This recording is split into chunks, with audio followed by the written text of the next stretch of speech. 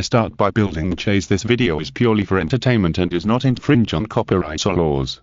The rights to the novel and image belong to the original author. We do not claim ownership. Don't like waiting and want to listen to this fanfic in full now? Subscribe to our Patreon, where you'll find the best fanfics. Chapter 326. Blue Star will always be your dad. The huge suction force turned into a storm that rolled up the sky, sucking in about 100 strong men. At this moment, the scene was earth-shaking. It was very enjoyable to watch, but it was a big disappointing that only 100 people were sucked in. After a black alien in the spacecraft got the data, he immediately stood there for a long time without reacting. Where are the people? Why are there only so few people? There are so many buildings, why did they only attract so few people? And this scene happened to win to the eyes of the whole world. Finally, after urgent research, it was analyzed that the aliens used blue light as a weapon, which is a radioactive substance. As long as you see the blue light, you will lose yourself and become their vassal. Lin Chen asked, "Is there a solution?" Red Queen said, "The Umbrella Company once proposed the same theory and found that as long as you don't use direct contact with the retina, or use sunglasses and anti-radiation glasses, you can resist this kind of radioactive substance very well." After a while, Lin Chen uploaded the message to the commander's office, and then they passed the information to countries around the world. After getting the opponent's weakness, many people on the Azure Star immediately showed an evil smile at the corners of their mouths. The weak aliens actually wanted to come to the Azure planet to rob. Haha, it's simply courting death. Then, the fleet that took off in advance began to move. Some flew towards the atmosphere to block the alien spacecraft's retreat, and some flew towards the Polar Empire. The mighty fleet began to move, and everyone had obvious confidence on their faces, thinking that the alien spacecraft came to the Azure planet to seek death. In fact, the more than 10 alien spacecrafts above the Polar Empire did not know that the danger was quietly approaching. Seeing that only about 100 people were sucked in, they were very dissatisfied. Without human brains, they could not drive their machines at all. Angry. The 10 aliens were extremely angry and unanimously believed that the people on this planet had hidden. In this case, of course they had to capture humans. 100 unlucky polar people had their brains taken away by the assembly line machine in the alien spacecraft and implanted into machines that looked almost the same as the aliens. These human brains and the aliens' gel machines were combined together, and eventually became the aliens' vassals, gel robots. Then the gelatinous robots entered the giant gelatinous beasts that were comparable to human Chase. They controlled these giant gelatinous beasts to jump down from the alien spaceship and stand on the ground. As soon as they appeared, they began to look for humans in the city. Some human brains were poured into another machine covered with tentacles. After they also appeared from the spaceship, they began to look for humans in the city. They kept hovering in the sky, just like drones. However, after searching for a while, the aliens in the spaceship were furious. Why is there no one? Boom. Finally, the giant gelatinous beast broke through the ground and found humans. Then, one by one, the polar people were sucked into the right hand of the gelatinous machine. The aliens in the spaceship seemed to realize something, and at once ordered all the gelatinous machines to smash the ground crazily. Voila! The underground bunker was opened, revealing the hiding polar people. They looked at the behemoth above their heads anxiously, and fled frantically after a shove. Ah, the monsters have found us, run! Why haven't our spaceships come yet? Killed them, I saw with my own eyes a flying monster take away my wife's brain. As people fled in panic, the alien gelatinous beasts also began to plunder humans, and one after another humans were sucked into their right hands. Just as people were desperate, tears rolled down, and they screamed, the fleet of Azure Star came. A fleet came in the sky. This fleet brought together spaceships from forces such as Wang Xin, Jian Meng, and Polar. 2 dangerous wanderers were dropped from the battleship. Bang bang! As soon as the dangerous wanderers landed, the earth made a dull sound of carrying weight. As soon as the 2 80-meter-high steel giants appeared, they rushed directly towards the alien gelatinous beasts. Ugly, die. A pair of Jian Meng pilots controlled the dangerous wanderers to perform a flying kick in the air. With a sound of bang, the gelatinous beast that was sucking the underground bunker was kicked to the ground, while the dangerous wanderer made a very ornamental pose. So cool. Compared with the 80-meter giant mecha like the dangerous wanderer, the aliens' extremely camouflaged bodies are just cubs. Saved. The people in the base of the underground bunker cried with joy. Wow, it's the dangerous wanderer of the Jian Meng Empire. So handsome. Those desperate people burst into deep joy. If it were before, they would definitely despise the dangerous wanderer of the Jianmeng Empire, but in front of them, the dangerous wanderer was so tall and mighty, so majestic and powerful. Immediately afterwards, these people held their breath because they saw a more shocking scene. It was their rescue. Now, no matter which force's spaceship it is, from the perspective of humans, it is their rescue. Yes. As those Jianmeng people saw, the Azure United Army appeared from the sky through the thick clouds and rushed straight to the alien spaceship with murderous intent. The video recording function on the spacecraft also began to work, and the scene happening at this moment was truthfully presented to the entire Azure Star. It was not a display of strength, but a self-preservation of mankind. There were 8 billion online viewers. Countless people clenched their fists excitedly, and shouted with strong expectations. Since the aliens like Azure Star so much, then stay here forever. We were always bullied by you evil aliens before, now let you taste the feeling of being bullied. Fight, this is the glorious moment for Azure Star. Seeing that the fleet belonging to mankind was about to start a decisive battle with the aliens, countless viewers around the world were able to vent their long-term depression caused by aliens. Because they were always bullied by aliens before.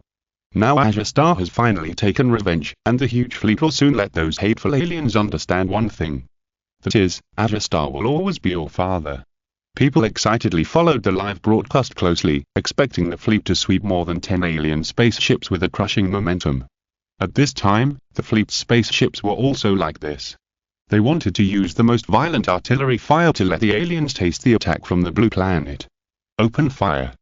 Attack. All ships issued attack orders one after another. This battle was the first battle of human spaceships, so all ships were not careless and fully utilized the most advantageous firepower to attack the alien spaceship. Then they saw colorful tractor beams coming out from the firepower points, like thin silk threads locking the alien spaceship. The next second, the firepower was full. Swoosh, swoosh, swoosh, chirp, chirp, all kinds of artillery fire began to vent at the alien spaceship. Various advanced weapons such as laser cannons, air compression cannons, pulse cannons, energy cannons, etc. emitted colorful lights.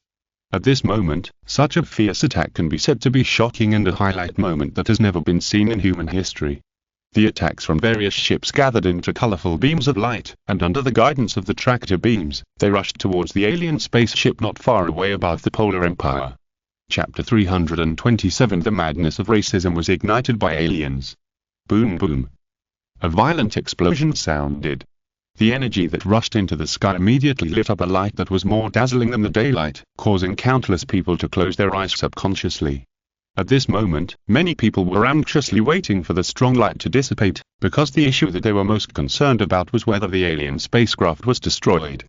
Soon, the strong light gradually dissipated, and people's vision gradually recovered and they immediately watched the live broadcast. Hoo-hoo. Many people on the Azure Star opened their eyes wide, breathing rapidly. For a long time. The excitement in their hearts could no longer be suppressed, and they burst into cheers of joy. Ha ha, we won. The aliens are just so-so, and they have the nerve to provoke us. Rubbish aliens, sooner or later we humans will annihilate all the evil aliens in the universe. The reason why people cheered was because they saw that more than a dozen alien spacecraft had been smashed to pieces. Although they did not witness the process of the alien spacecraft being shot down, the result was exactly the same as expected. At this moment, everyone in the fleet above the Polar Empire also breathed a sigh of relief, with smiles on their faces. Looking at the 10 alien spaceships that fell into the city, they no longer looked the same as before. It was already perfect to have such a record in the first battle. Because they only shot down around, and more than 10 alien spaceships were smashed to pieces. At the same time, the alien mothership hovering in outer space was 1/10 the size of the moon. Such a huge mothership should have amazing combat power, but at this moment, the mothership was in a state of extreme panic. Many coatl aliens were looking at the blue star with full vigilance, as if they wanted to see the reality through the layers of fog. Because just now, the spaceship they entered the planet suddenly lost contact within 10 minutes. However, they also received the last message sent back by the spaceship 1 second before losing contact. The message showed that this planet was full of crises, not as simple as it seemed, and it also had powerful spaceships. Not only did it block the atmosphere to block escape, but it was also counterattack from the other side, an unprecedented attack. Apart from that, there was no information. Weird. Too weird. The message has fully shown that the Vanguard has encountered an accident and was destroyed by the opponent's spacecraft, and there is no possibility of reorganization. Suddenly, the countless Colwat aliens on the alien mothership looked at the blue star differently, full of panic. Looking at the planet from here, they feel very beautiful and magnificent, but hidden under this extreme beauty is infinite murderous intent.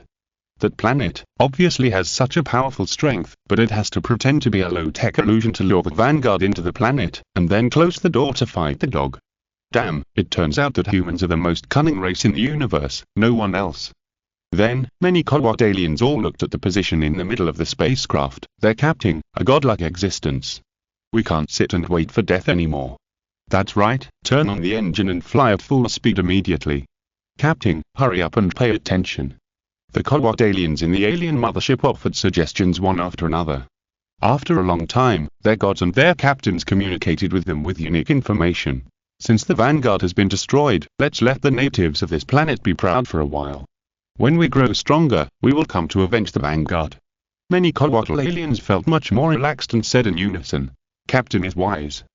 After a reorganization, the alien mothership was ready to set sail again. However, the next second, with a whoosh, the alien mothership was at full speed and fled away from the solar system. Because every Colwat alien was worried and knew that it would be too late if they didn't escape. What if they suddenly came out? If they could destroy the Vanguard in a short time, wouldn't it be easy for them to turn around and take care of the mothership?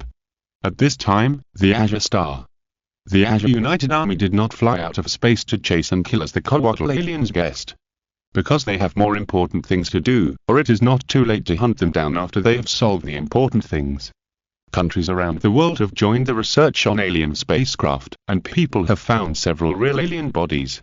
After a series of studies, information about various aliens was obtained. Soon, all the information except the relevant technology was shared, and the whole world was in an uproar. Countless people were shocked. Colwatl alien report. Vital signs are a new type of unknown element, Colwatl. The technological level of this civilization is lower than that of the tentacle race. They attack through special radioactive substances, that is, blue light. As long as humans see the blue light, their brains will be sucked away and become their vassals. Many machines in alien spacecraft are driven by human brains. Humans are attracted into alien spacecrafts, which is only part of the plan of Colwatl alien creatures. They want to completely eliminate all humans and defend the entire race. While countless humans on the Azure Star were shocked, they reacted deeply. Sure enough, except for humans, all other civilizations in the entire universe are damned and evil. The madness of racism was completely ignited by the Colwatl aliens. Compared to the previous grudges, humans now have a bigger enemy, from aliens. The day after the data was shared, it was as if a virus more terrible than the biochemical crisis broke out overnight around the world. Countless marches seemed to be contagious, and began to appear on a global scale. It is estimated that the Blue Star has a population of 12 billion, and nearly 10 billion people participated in the march. They took to the streets spontaneously, holding various banners in their hands. Destroy those damned gelatinous aliens. The law of the dark jungle tells us that only the strong are worthy of survival, so we must eliminate all potential threats. Everyone follow me, capture that old thing pussy alive, and threaten him to send a fleet to destroy the gelatinous aliens. Since the gelatinous aliens want to destroy the entire human race, why should we be polite? Go and destroy their nest. The voices of the outbreak were higher and higher. On websites, forums, and media, there were countless marches about the outbreak, and it was impossible to stop it. Even the population of police stations in various places increased dramatically, and people were arrested and criticized and educated every day. But it was useless. People were in a state of extreme vengeance. They felt that since the aliens wanted to destroy us, even though we had destroyed some of them and scared some away, the hatred was not over yet and they would fight to the death. Countries around the world did not expect this incident to become so serious. In the end, they had to intervene. They did not use force. At this time, they could only use gentle means to reduce the madness of the people. It seemed that everyone had discussed it in advance and issued a global statement in unison. It is related to the survival of the Azure Star. At present, all sovereign forces in the world are discussing matters related to the Azure United Army in the World Parliament. Our goal is to roam the Star Sea, travel through time and space, and conquer the unknown sea of stars with mechanical technology. Chapter 328. The birth of the Azure Alliance. As soon as the statement was made, the world stopped making noise. It was like a silent drizzle, silently moistening everyone's dry heart. Suddenly, the parade in the world stopped, and the irritability of countless people was relieved, and they showed joy instead. Azure United Army. Conquer the vast sea of stars. Isn't this the result that everyone wants? In the past, they would come mercilessly because they saw that Azure Star was easy to bully. Now that Azure Star's strength is no longer the same as before, why shouldn't we bully other civilizations? At present, the relevant matters of the Azure United Army are being discussed, which is exactly what people want. But at this time, Lin Chen is not in this mood. Because he is watching the virtual picture in front of him. Lin Chen asked, "Is this the picture of the aliens escaping?" In front of him is a blurry dynamic picture composed of virtual pictures. It is not very clear, but it can be vaguely seen that the alien mothership is flying towards the outer edge of the solar system. The artificial intelligence Red Queen said, "This is the basic calculation." Lin Chen asked again, "Do you have a specific location after escaping?" "Not yet, we can only calculate the approximate direction." Lin Chen was speechless. Approximate direction? The universe is boundless. Looking for coatl aliens from a general direction is no different from fishing for a needle in a haystack. After a long time, Lin Chen sighed and asked, "Is there any news from the World Congress?" Now the World Congress is arguing, and the core of the daily quarrel is the Azure United Army. Lin Chen knows that if this matter is settled, Azure Star will enter the era of star heroes. If any coatl aliens are found, they will be the first to be destroyed. Red Queen said, "Not yet." After that, a virtual scene appeared again. The scene was the dynamic picture of the World Congress, and there was even sound. The picture that Red Queen provided to Lin Chen was a real-time picture, because in a place that Lin Chen could not see, the same thing was happening as the picture he saw in front of him.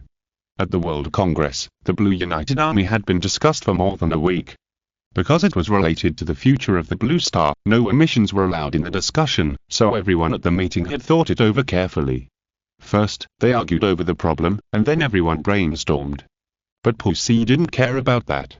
He stood up, slammed the table and roared.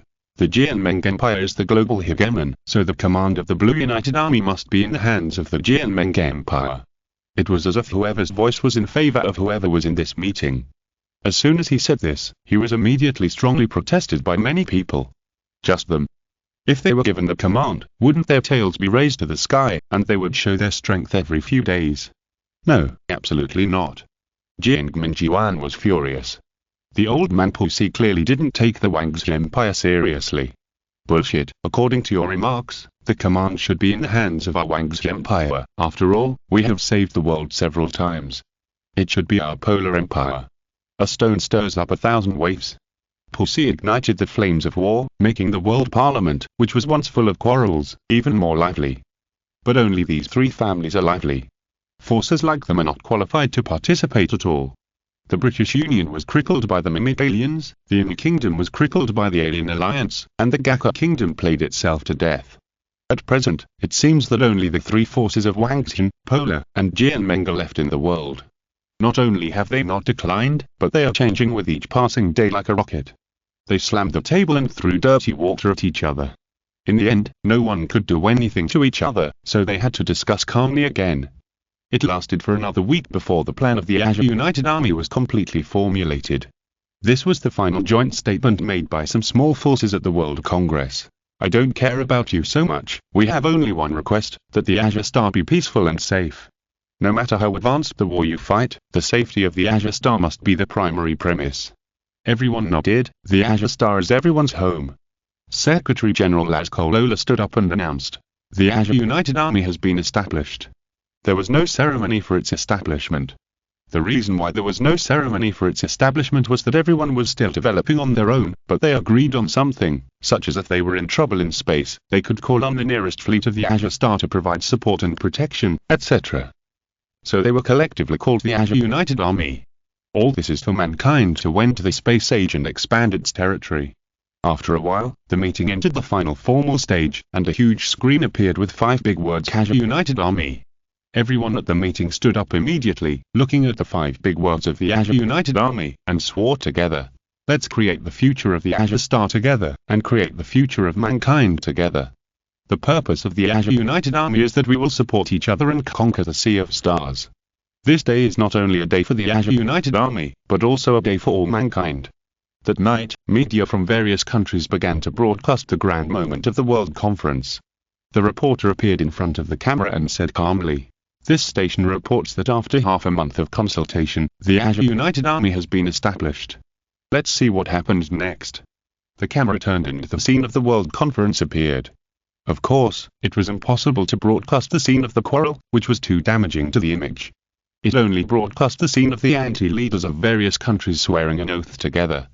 But even so, everyone on the Azure Star was excited and clenched their fists excitedly. The Azure United Army is such a high-sounding name.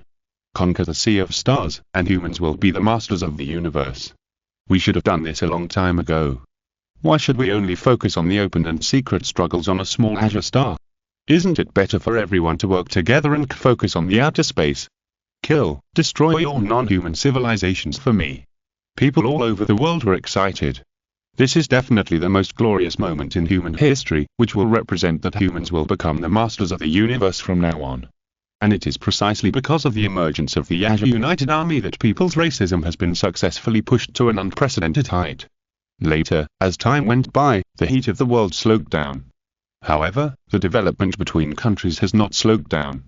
With the reference of the colossal alien spaceship, the development of science and technology has been further strengthened. The most eye-catching thing is that countries have begun to vigorously reform their armies. The army can still be kept, but the navy and air force must be reformed, especially the former. Now they have spaceships and their eyes are also on space. The navy is completely useless. First, it will be changed to a space force as a combat unit to conquer the universe. The grand reform began. Everyone in the 3rd Legion of the Wang's Empire is painful and happy. Because the warships were dismantled, they could drive the spaceships, but after all, they had a certain feeling for the warships. It took a month for the reform to be completed. From then on, there was no 3rd Legion in the Wang's Empire, and there was only the evolved 3rd United Fleet of the Wang's Empire. On this day, Lin Chen was busy. A group of rough men who were very curious about everything suddenly walked into the spaceship base. Chapter 329. Colossal aliens discovered another human planet. Their eyes sparkled, and they looked around curiously. They would occasionally touch the hull of the spaceship gently, and their faces would immediately turn red with excitement. It was as if they had seen a beautiful girl who had taken off her clothes and was touching her smooth and tender skin. Lin Chen knew them. They used to be captains of the fleets of the 3rd Legion, but now they all seemed to have become captains of spaceships. Even their uniforms had changed. They were now new uniforms. After saying hello, Lin Chen asked, "You came too early. The spaceships we have now are not enough." Many captains looked at each other, and someone said, "We're here to adapt to the life on the spaceship in advance. We heard that we will be carrying out a new mission in the next 2 days, so we came." Lin Chen nodded and said, "There is a new mission, to explore new habitable planets to find material elements, and to find those colossal aliens by the way. We heard that the Jianmeng Empire has already set off." "Yes, that's why we set off, and the route has been planned." A star map appeared in his hand. Starting from the Azure Star, it flew 300 light-years in the opposite direction of the Sun. Whether or not it was discovered, it must return for supplies. "Great, I hope this will be an exciting mission." A group of ruffians were very excited. They urgently needed a battle map to satisfy their inner longing for the future world. At this time, a little girl in red clothes suddenly appeared next to Lin Chen. She was about 10 years old and had delicate features. The group of ruffians immediately opened their eyes wide, their mouths turned into a knot shape, and their breathing became rapid. "Fuck, the little Lilita in red. Get out of the way, let me touch her first and see how it feels. I want to hug her and see how it feels." They have transformed into evil uncles with evil smiles on their faces. A Lilita around 10 years old. This can immediately arouse some emotions in their hearts. Lin Chen docked the next day. The fleet of the Wang's Empire has been transformed into the Wang's Empire 3rd Joint Fleet and officially took off. Lin Chen was assigned the task of accompanying supervision by his future father-in-law without any surprise. Swoosh swoosh swoosh, the many spacecrafts of the fleet took off, which was definitely a visual shock. The battleships flew through the clouds, and I don't know how many people would be excited. It's just a pity that the fleet flew out of the atmosphere and the blue star in just a short while, and sailed towards the depths of the starry sky. Many people, including the fleet, knew what the mission was this time. To rob the Coatl aliens, to find new material elements, to conquer new planets. Just like the planet where the biochemical crisis broke out, its talent resources can be said to move the whole world, and it is precisely because of this that the huge talent resources have been obtained to make up for the embarrassment of the lack of foundation of the Wangxian Empire. In the command ship, Lin Chen looked at the star map that was gradually being improved, and asked, "Is our current direction to find Coatl aliens?" The artificial intelligence Red Queen appeared and said, "Yes, we are sailing in the direction of the Coatl aliens' escape." Lin Chen said again, "Turn off the space jump state and start the warp engine." After a while, the fleet stopped the space jump and turned on the warp engine instead, because doing so can pay attention to whether there are signals from Coatl aliens in the star field around the spacecraft. Everyone in the Wangxian Empire's Third Joint Fleet didn't know that at this time the Coatl aliens had discovered another human planet, a modern planet with backward technology. In this case, of course, revenge is needed, and all the previous fear of the Azure Star will be turned into anger and all shed on this planet. Let the people of this planet know who is the master of the universe, and humans are just the leaves they plant. The Coatl alien mothership issued an attack order. Attack. Then, more than 10 small spaceships flew out of the huge mothership and headed towards the newly discovered human planet. Blue light balls fell from the sky, emitting brilliant and beautiful light. Countless people on this planet lost themselves after just one look and walked towards the blue light. Then a spaceship as big as a football field appeared, opened the bottom and sucked in countless humans who had lost themselves. Faced with this surprising and unknown event, many survivors were so scared that they dared not breathe and could not avoid the blue light. But this was just the beginning of the nightmare. It was obvious that the Coatl aliens were very angry on the blue planet, so when they came here, they did not intend to let anyone go. The alien spaceship began to work on an assembly line, and brains were removed and put into the Coatl machine, becoming vassals of the Coatl aliens, working for them to capture the survivors of this planet. Countless survivors were captured, their brains removed, and joined the army of gelatinous aliens. This is a catastrophe in the sky. This is a human disaster that dominates this planet. It is also an unprecedented catastrophe. In just one day, more than half of the world's population was captured by gelatinous aliens, and the former order disappeared. The forces of this planet did not choose to surrender, but decisively chose to fight back. Various fighters took off, but under the obstruction of gelatinous robots, only a few combat units launched attacks with a heroic mentality and hit the gelatinous aliens. Although the attack was effective, the alien spacecraft soon reorganized again and did not cause any negative impact on it. How can this war be fought? Even nuclear bombs are useless. Then humans began to retreat step by step, and in just one day, the number of survivors in the world dropped sharply. Faced with such an embarrassment of being swept across the world by aliens, the leaders of mankind gathered together. Someone angrily smashed the table and cursed, "Damn it, where did these aliens come from? Why did our nuclear bombs clearly blow up the spacecraft, but in the end the other party's spacecraft was fine again?" Another person spoke in despair. "Is God going to destroy us?" Although it is unknown what a large number of humans will face when they are introduced into the spacecraft, it can be guessed from what the aliens have done that the captured humans have most likely met with an unexpected disaster. Thinking of those alien spacecrafts that cannot be destroyed at all, the human leaders of this planet immediately despaired. They can't fight them, and they can't escape them. What will the fate of mankind be? At this time, the satellite launch station of this planet discovered a heavy news. Just found a larger alien spacecraft in outer space. The news was passed through layers and finally reached the ears of the human leaders. After hearing this news, their faces were dull and they stood there motionless like clay sculptures and wooden statues. After a long time, he gave an order with a heavy heart. "Tell this news to the survivors all over the world. Everyone has the right to know everything that happened." This is the last message and the last report sent by the human leaders. In the past 48 hours, mankind has experienced the greatest crisis in history, the attack from alien civilization. On the first day, more than 50% of the population was abducted by alien civilization. On the second day, alien spacecraft launched a new attack and began to abduct survivors. We used all the counterattacks we could mobilize, but unfortunately, we did not cause any damage to the alien spacecraft, and just now we discovered a larger alien spacecraft. At present, the power of alien civilization has exceeded human cognition, and we have no power to resist. Everything has an end. In the last days of human extinction, Please reunite with your family, say goodbye, and wish you all good luck. As soon as this report came out, all the hiding survivors were shocked. It was very difficult to accept the content of the report. Stop robbing, we're all doomed. Who, where are you, my wife? I'm so scared. I can't die yet. I haven't played with women enough, and I haven't enjoyed enough fun. I can't die. The humans on this planet were all dumbfounded, and everyone was shrouded in endless despair. Some people stood still. Some people smashed the wall with their hands frantically.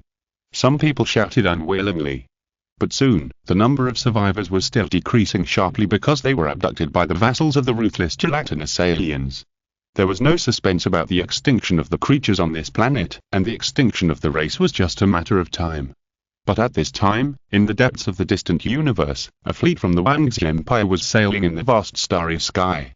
The colorful universe has an indescribable charm, and the fleet of the Wangxi Empire is not inferior in the visually impactful starfield.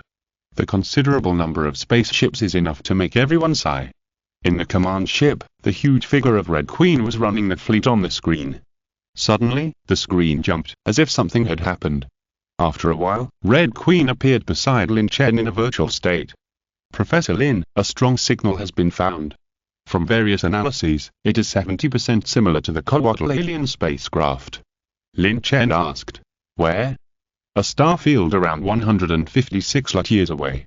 Lin Chen smiled and said, "Turn off the warp engine, turn on the space jump function, and the target is the nearby star field 156 light-years away."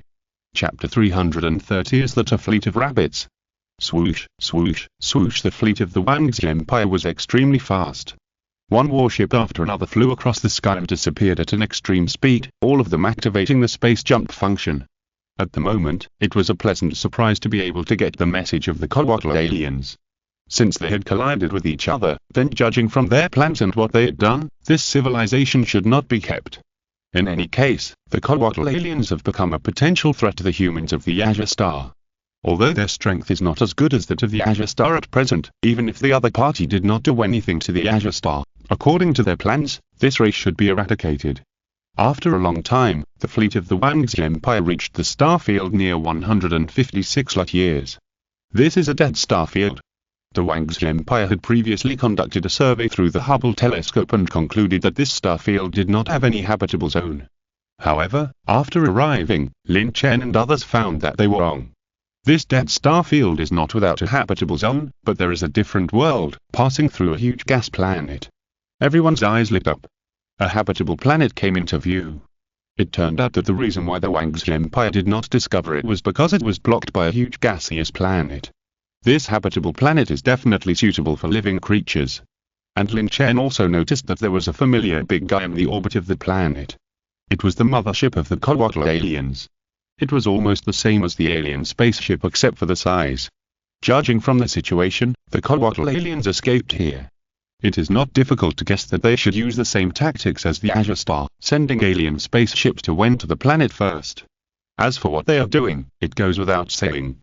In this case, then show the style of the Wangxi Empire well, so that those bastards of the Coatl aliens understand one truth, that is, what is untouchable.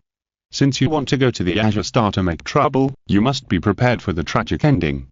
Lin Chen gave an order. All ships are ready for battle. Everyone understood who the enemy was, that is, the mothership of the Coatl aliens. For a time, everyone in the fleet showed an extremely excited look on their faces. After all, what could be more enjoyable than bullying aliens? The fleet was quietly approaching the mothership of the gelatinous aliens. Immediately, the captain of the mothership of the gelatinous aliens felt a tingling sensation on his scalp, and even a piercing chill surged from his back. What happened? He was scared. At the moment, the vanguard troops were already rampant on this human planet, and there shouldn't be anything that would scare him. Could it be that those people had come in? Thinking of this, the captain of the alien mothership was terrified, and he had already slipped into the escape pod carefully. The fleet of the Wangxi Empire appeared, and was not only seen by the gelatinous aliens, but also by the forces of the humanoid planet. In a world that is almost desperate, people discovered alien spaceships through telescopes. It was a fleet composed of many spaceships. It's over, we humans are completely gone. The heads of various countries were very unwilling. One alien spaceship was already unbeatable, but now there are so many, a whole fleet.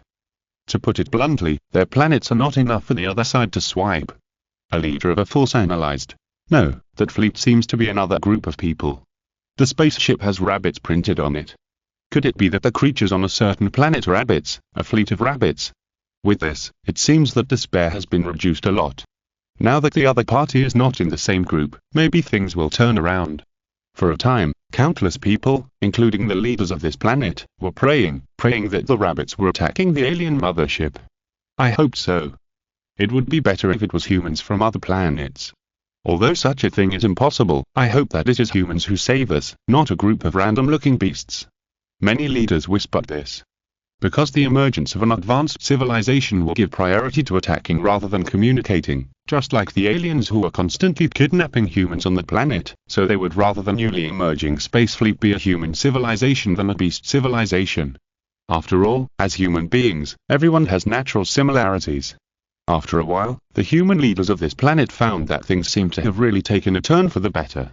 They saw from the astronomical telescope that the fleet seemed to be ready for battle, and they launched rays to lock the spacecraft parked in outer space. That's right. The guess of these human leaders was almost correct, but the rays were not attacks, but the prelude to attacks, tractor beams, which appeared to avoid the attack from failing. As long as they were locked by the tractor beam, the subsequent attacks would be launched along this tractor beam. And this scene almost made the entire gelatinous alien planet fall into a state of panic. The humans on the planet really chased them. They just kidnapped about 100 people, but they crossed the vast starry sky and found the mothership in the vast universe, and came to take revenge with murderous intent. Is it really necessary to do this? These gelatinous aliens also play the role of harvesters in the universe, but it is the first time to see such crazy humans. Immediately, the captain of the alien mothership did not think too much, and directly drove the escape ship to escape quickly. In a very short time, he disappeared in the vast starry sky. It would be difficult for the alien mothership to escape again, because it was too late. Chirp chirp, the attack of the Wang's Empire arrived as expected. The huge energy illuminated the starry sky, and then the ray attacks penetrated the hull of the alien mothership. This was an extremely gorgeous scene. The mothership of the Coatl aliens had no power to resist at all, and was in a passive state from beginning to end. There was not much time left. Just as 1/10 of the moon's spaceships were preparing to escape, and after a symbolic counterattack, the huge hull exploded. The ups and downs of the explosions made the people of the Wang's fleet see an endless sea of fire. The visual shock was definitely an epic picture. Unfortunately, very few people had the opportunity to witness such a shocking scene. The firepower of the fleet was very strong. After only one round, the mothership of the Coatl aliens was broken into pieces. It exploded dozens of times in space, and finally turned into pieces of extremely scattered space garbage wandering around. An operator said, "Report, the enemy ship has been destroyed." Lin Chen nodded and said, "The gelatinous aliens have not been completely eliminated. Red Queen, scan this planet to see if there are any signals from gelatinous aliens." At this time, Red Queen suddenly appeared and said, "Based on the signal's similarity, there are still signals from gelatinous alien spaceships on this planet. Enter the planet and leave no gelatinous aliens behind." Then, after the fleet of the Wang's Empire smashed the gelatinous alien mothership into pieces in a very short time, it was heard that there were still gelatinous aliens on this new planet. Immediately, the fleet formed a new formation. Millennium Falcon and small exploration ships filled the surroundings of the battleship as landing ships, while the assault ships guarded the safety of the battleship. The fleet marched towards the new planet in a mighty manner. At this time, on this human planet, both the gelatinous alien spaceships and humans were seriously frightened. Because the powerful force displayed by the Wang's Empire's Third Joint Fleet was not something that the two sides on this planet could contend with. The Coatl aliens learned from the last message sent back from the mothership that the fleet that was entering the atmosphere was the revenge of the terrible Azure Star. Without saying anything, they immediately began to ignore those vassals who used human brains and immediately fled to the sky, ready to leave this place of trouble and stay away from those terrible humans on the Azure Star. However, the dimensionality reduction attack from the Wang's Empire began. The fleet of the Wang's Empire entered the atmosphere, passed through the sea of clouds and cut through the sky. The fleet, composed of dozens of spaceships, in less than half a round of shooting, smashed an alien spaceship into slack and the Earth into 1,000 holes. The Coatl aliens were almost scared out of their wits. After all, the reason they came here was actually because they were scared by the humans on the Azure Star. Now they are chasing and showing powerful firepower. One round of shooting turned the mothership into space junk, and less than half a round of shooting, a spaceship was smashed into slag.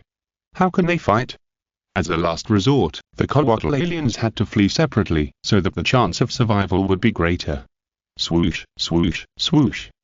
The remaining 9 Coatl alien spaceships fled from all over the planet to the sky, at an extremely fast speed. However, since the Wang's Empire chose to take action, it would not give up easily. The Third Joint Fleet decisively dispersed and attacked. In the end, no alien spaceship escaped by chance. Spaceships as big as football fields were blown up in the sky, turning into a piece of slag covering the sky and the sun and falling to the ground. This process was extremely short, so short that the survivors and even the leaders of this planet were already in a state of extreme shock and panic. They had no idea where their race should go. Because the powerful fleet that appeared from space was definitely an advanced civilization in the universe. Chapter 331 The other party must be an advanced civilization. It didn't take long for the other side to wipe out the aliens who were arrogant and domineering on this planet. What can the humans on this planet use to fight? To put it bluntly, if the other side wants to destroy humanity, it's just a matter of time. Thinking about the depth of the problem, the human leaders showed sadness. However, at this time, through the observation points in various places, they noticed that the fleets had changed, and the other side seemed to have opened the hatch. Is it preparing to launch an attack on this world? The human leaders were desperate. What they didn't know was that this attack was not aimed at them, but the Empire's fleet was destroying the gelatinous machines and gelatinous beasts left behind by the alien spacecraft. One by one, the Mechas were dropped from high altitude, and then turned into humanoid forms to kill the products left behind by the gelatinous aliens. The gelatinous beasts that were originally invincible were definitely paper tigers in the face of the Mechas. Under the attack of the particle light sword, they were easily cut in half and died. Those harvesting Coatl machines kept plundering humans in the sky above the city and became live targets. Once the particle beam guns were fired, they became a pile of mud with thousands of holes. The traces left by the Coatl aliens in this world were being cleared. After a while, most of the traces left by the Coatl aliens in this world had been cleared. However, the fleet of the Wang's Empire had no intention of leaving. Because they found that this planet was actually a planet where humans lived. Lin Chen said to himself, "It turns out that there are people on this planet." An assistant asked. Just now the captain asked whether to leave this planet. Lin Chen said, "Wait a little longer, although we are here to eliminate the Coatl aliens, we have also indirectly saved this planet. Now let's see what the attitude of the humans on this planet is." The fleet of the Wang's Empire was suspended in the sky. The countless survivors of this planet looked at the big guys above their heads nervously.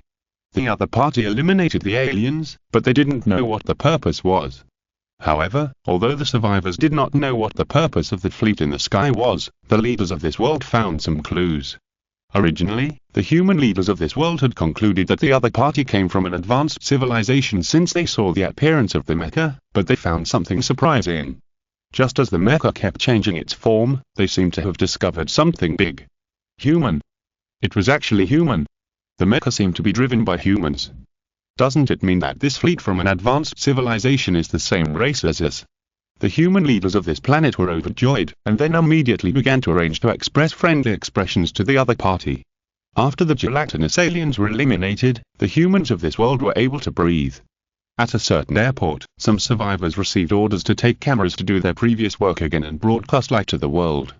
A sexy beauty said to the radio, "Hello, audience friends in front of the broadcast, the evil aliens have been eliminated by another group of aliens. We are preparing to contact them. The helicopter behind me is equipped with a video signal device to express friendly signals to the other party. There is no way. I'm weaker than them. Do I have to show a tough attitude?" More than a dozen helicopters equipped with signal devices took off. The pilot said, "The welcome car is on the road." Received. The control tower returned the message. Soon, more than a dozen helicopters approached the fleet of the Wang's Empire. The pilot reported again, "We are almost at the contact point. We are almost there." As the helicopters approached, the pilots of those helicopters were already nervous. If you don't get close to this spaceship from a higher civilization, you can't directly feel the power of the other party. The other party's fleet is full of unknown technology. One warship after another crossed the sky, and there was an invisible sense of majestic coldness. They even had an illusion that they were being watched by the humans in the fleet. Not long after, more than a dozen helicopters hovered in the sky, turned on all the lighting devices, and the welcoming operation began. The lighting devices loaded on the helicopters flashed in rows. And the human leaders of this planet couldn't help holding their breath. The reporters' concerns touched people's hearts and stopped broadcasting. At present, everyone is looking forward to it. Things must develop in a good direction, but this group of alien fleets can't come with bad intentions. At the time, the end of mankind will really come. At this time, in the fleet of the Wangxian Empire, everyone looked at the dozen helicopters flying over, and their minds were a little confused. What does this mean? Suddenly, the lights of the other party's helicopters flashed rhythmically.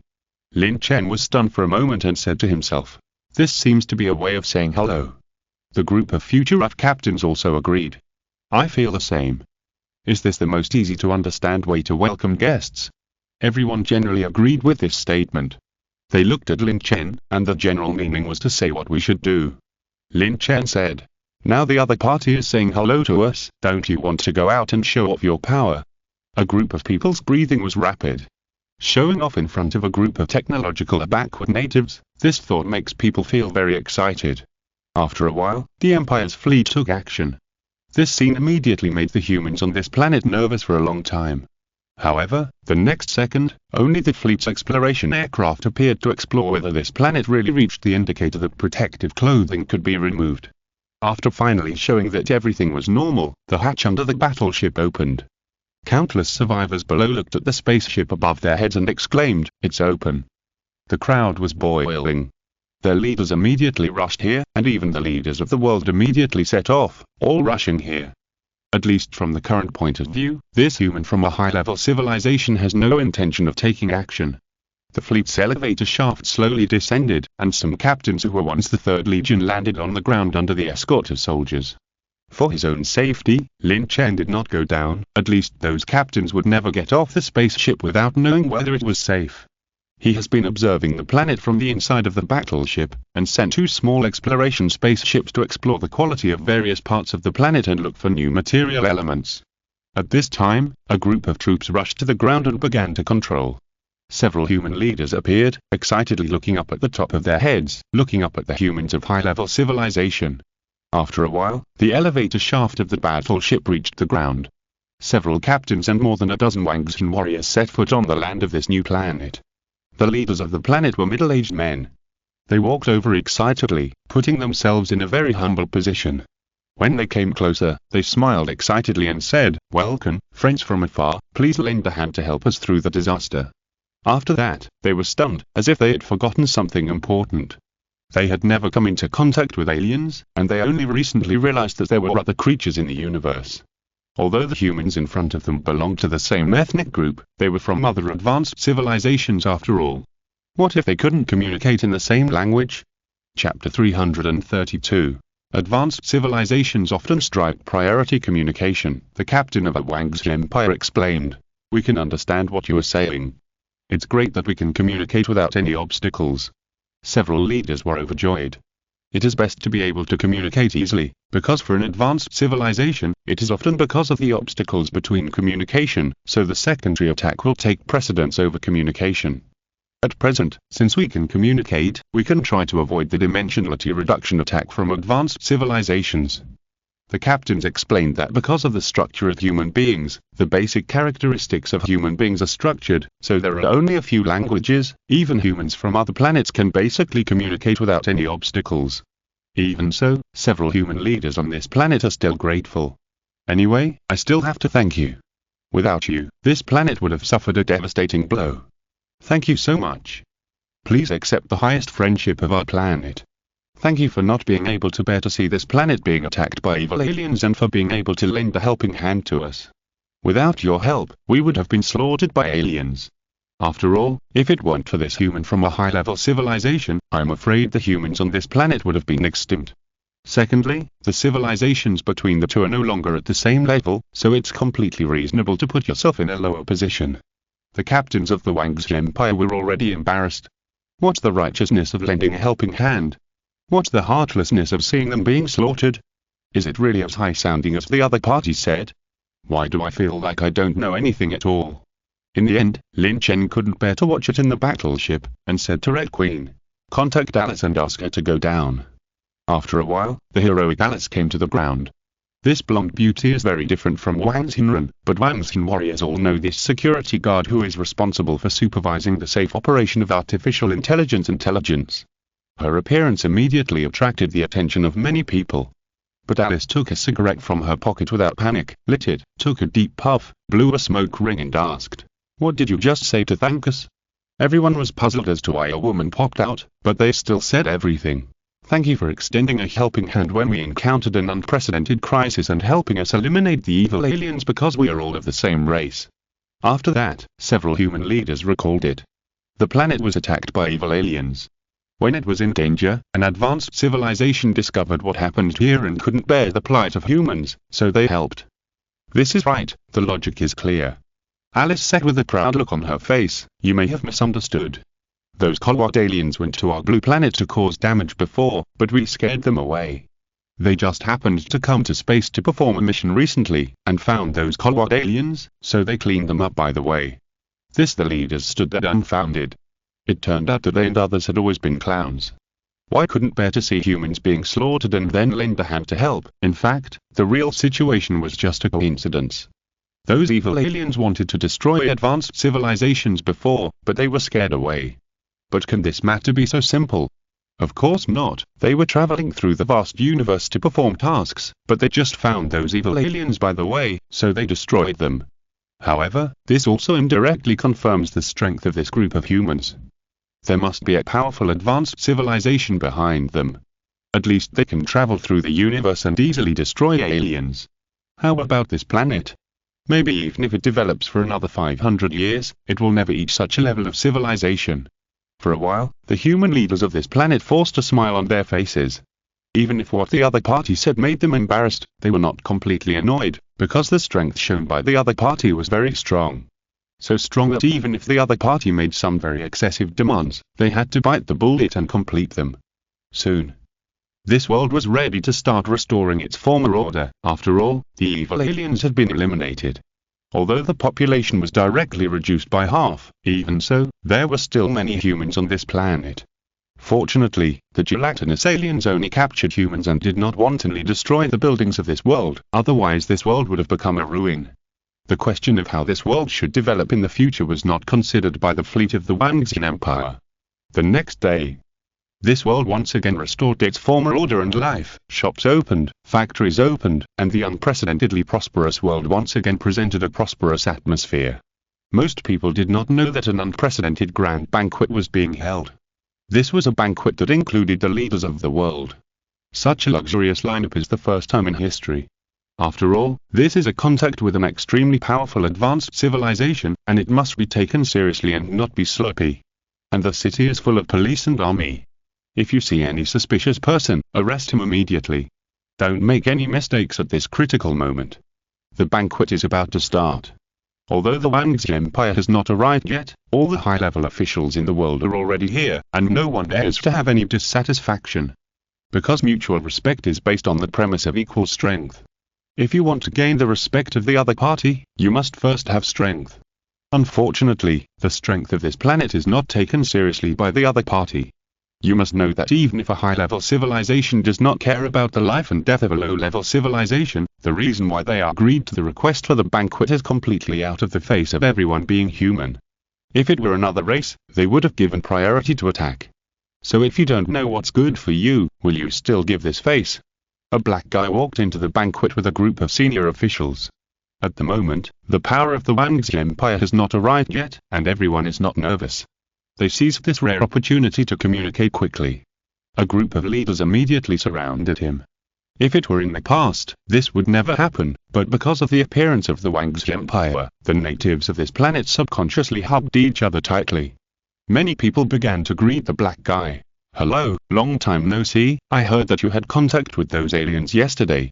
Finally, they were ready to get some secrets about the aliens. "Yes, I was there yesterday and talked to them." "Tell me about the characteristics of the aliens." A group of people were nervous and uneasy, expecting the other party to say some information they wanted. In fact, the aliens are also human beings, just like in the intelligence, and their language is also the same as ours. After saying this, many human leaders immediately breathed a sigh of relief, and instantly felt that the image of advanced civilization seemed to be a lot of damage. Just as they were talking, when everyone's tension faded a lot, the captain of the Wang's Empire's Third Joint Fleet arrived late. After the introduction, the leaders smiled and politely, completely putting themselves in the role of guests, and invited many captains to take their seats. After a while, it was time to exchange cups and glasses, and 3 rounds of wine. Many captains were not polite at all, or it should be said that they did not need to be polite to a low-level civilization, not to mention that they indirectly saved the planet. A leader signaled their mate behind him with his eyes, and the latter understood immediately. She pulled her chest to expose more flesh and poured wine to a captain in a flattering manner. And this leader smiled and said to the captain, "This human friend from a high-level civilization, can you help us tell us about the news in the universe?" "What can I say? It's just a war between races for interests." "War?" the captain boasted. "Of course, I'm not bragging to you. Our Azure Star has also fought several wars with other races, big and small, which can really be described as destroying the world." Yes, the leaders took a breath and swallowed their saliva, forcing themselves to not make a scene of a cosmic war. That was a scene in which countless warships confronted each other in the vast universe, filling the entire star field, and finally the war broke out. It is worthy at being an advanced civilization, and its strength is awesome. It's so scary. The captains of the Wang's Empire all smiled knowingly and boasted. After all, the humans on this planet knew very little about the universe. No matter how much you boast, the other party will believe it. This feeling is really great. Chapter 333 Lin Chen's Suspicious Identity. The banquet continued, and as time went by, the conversation between the two sides gradually became more lively. A captain of the Wang's Empire could not resist the natives' yearning for the starry sky, and finally took out a video material for everyone to watch. When everyone heard it, the expressions on everyone's faces became richer, and even their breathing became more rapid. The originally lively banquet immediately became quiet, and many people were looking forward to it, as if they wanted to see what the world of advanced literature looked like. But once they watched it, the leaders of the entire banquet were collectively shocked, and their big mouths turned directly into a knot shape. The horror on their faces was almost difficult to hide, and for a while, even if they tried to forbear, they couldn't help but exclaim frequently. What exciting things did they see that made them show such expressions? Oh my god, it's so shocking that it's unbelievable. That's a warship crossing the sky. The Mecha army and the monster army are fighting a decisive battle. Is that a mimicking creature? Yes, the expressions on the faces of the leaders were very rich. They used to think they were already very powerful, but the appearance of the evil aliens made them realize the reality, and the appearance of the Wang's Empire directly wiped out all the pride of this planet. The leaders were in a state of panic, and they still felt the lingering fear of the scenes, as if they had entered the scene and experienced it personally. Could it be the world of advanced civilization? It's really powerful. And here, Lin Chen set foot on this new planet for the first time in a real sense. Through understanding, this world is in a world where technology has reached a bottleneck, and some cultures are almost the same as those of the Blue Star. Because the small exploration spacecraft is still conducting address exploration, the fleet cannot leave for a while. He had to come down to experience the customs of the other world. Following them, there were other people, such as Alice and Elsa. Lin Chen didn't understand why these women were so excited when they heard about strolling around in this world. The 3 of them entered the city lightly. As life forms from other planets, if we don't talk about their true identities, they are basically no different from the natives of this planet. After a while, the 3 of them came to the door of a very prosperous shopping mall. "Professor, we're just looking, not buying anything." Aya and Lin Chen are very familiar with each other, and they are much more relaxed when talking. It was as if Lin Chen had dragged them here, but Aya's eyes and Alice's eyes completely betrayed themselves. The corners of their eyes were not looking at the dazzling array of goods in the mall. This is not surprising. No matter how strong the psychological qualities of these 2 women are, they are still women after all, especially after the boring life in the spaceship is over. Of course they have to release the pressure in their hearts. Lin Chen said, "I'm not interested in shopping with you. I'll sit outside for a while and feel the long-lost city atmosphere." He completely showed that he had no interest, as if the 2 beauties seemed to have almost no use in his eyes except fighting. After that, he sat lazily on the bench. Because playing with 2 women is boring and there is nothing fun. Can the two of them bring him something better than enjoying the long-lost photosynthesis? Aya, Alice. As they were talking, the three of them were already being noticed by many people. After all, although Aya and Alice were not as beautiful as Ji and Xip, they were also rare beauties, especially when these two beauties were together. Almost countless people were amazed and jealous of Lin Chen. They were both human beings, why could the other party have such a romantic encounter? And they even showed a very disgusted expression. So angry, they were both human beings, why was there such a big gap? Others could have fun with two beauties alone, while he could only have fun with his right hand. However, it was precisely because of this that he would always have troubles. If Lin Chen and the other two were inconspicuous and ordinary looking, perhaps they would not be noticed by others, but now, they have been widely noticed. There was not much time left, and a patrol team appeared and walked towards the three people. The patrol captain said, "Sir and these two ladies, please show us your IDs." Lin Chen was surprised and asked, "IDs?" The patrol captain said, "Yes, we are doing routine inspections. Please cooperate with our work. We don't have any." The patrol captain narrowed his eyes and said in a deep voice, "Please come with us." Today, they received a notice that there will be a very important banquet. The attendees are all human leaders and civilizations from outer space. Therefore, their security work must be done fully and there must be no loopholes. Like now, three handsome men and beautiful women suddenly appeared without IDs. How can this not arouse suspicion? A group of patrols stood around, and it was clear that if these three people did not leave, they would be taken away by force. Lin Chen pointed to the sky and said, "You know, we are the fleet that helped you destroy the evil aliens yesterday. Even if you say you're the illegitimate son of the Jade Emperor, you have to come with us. We must verify your identity."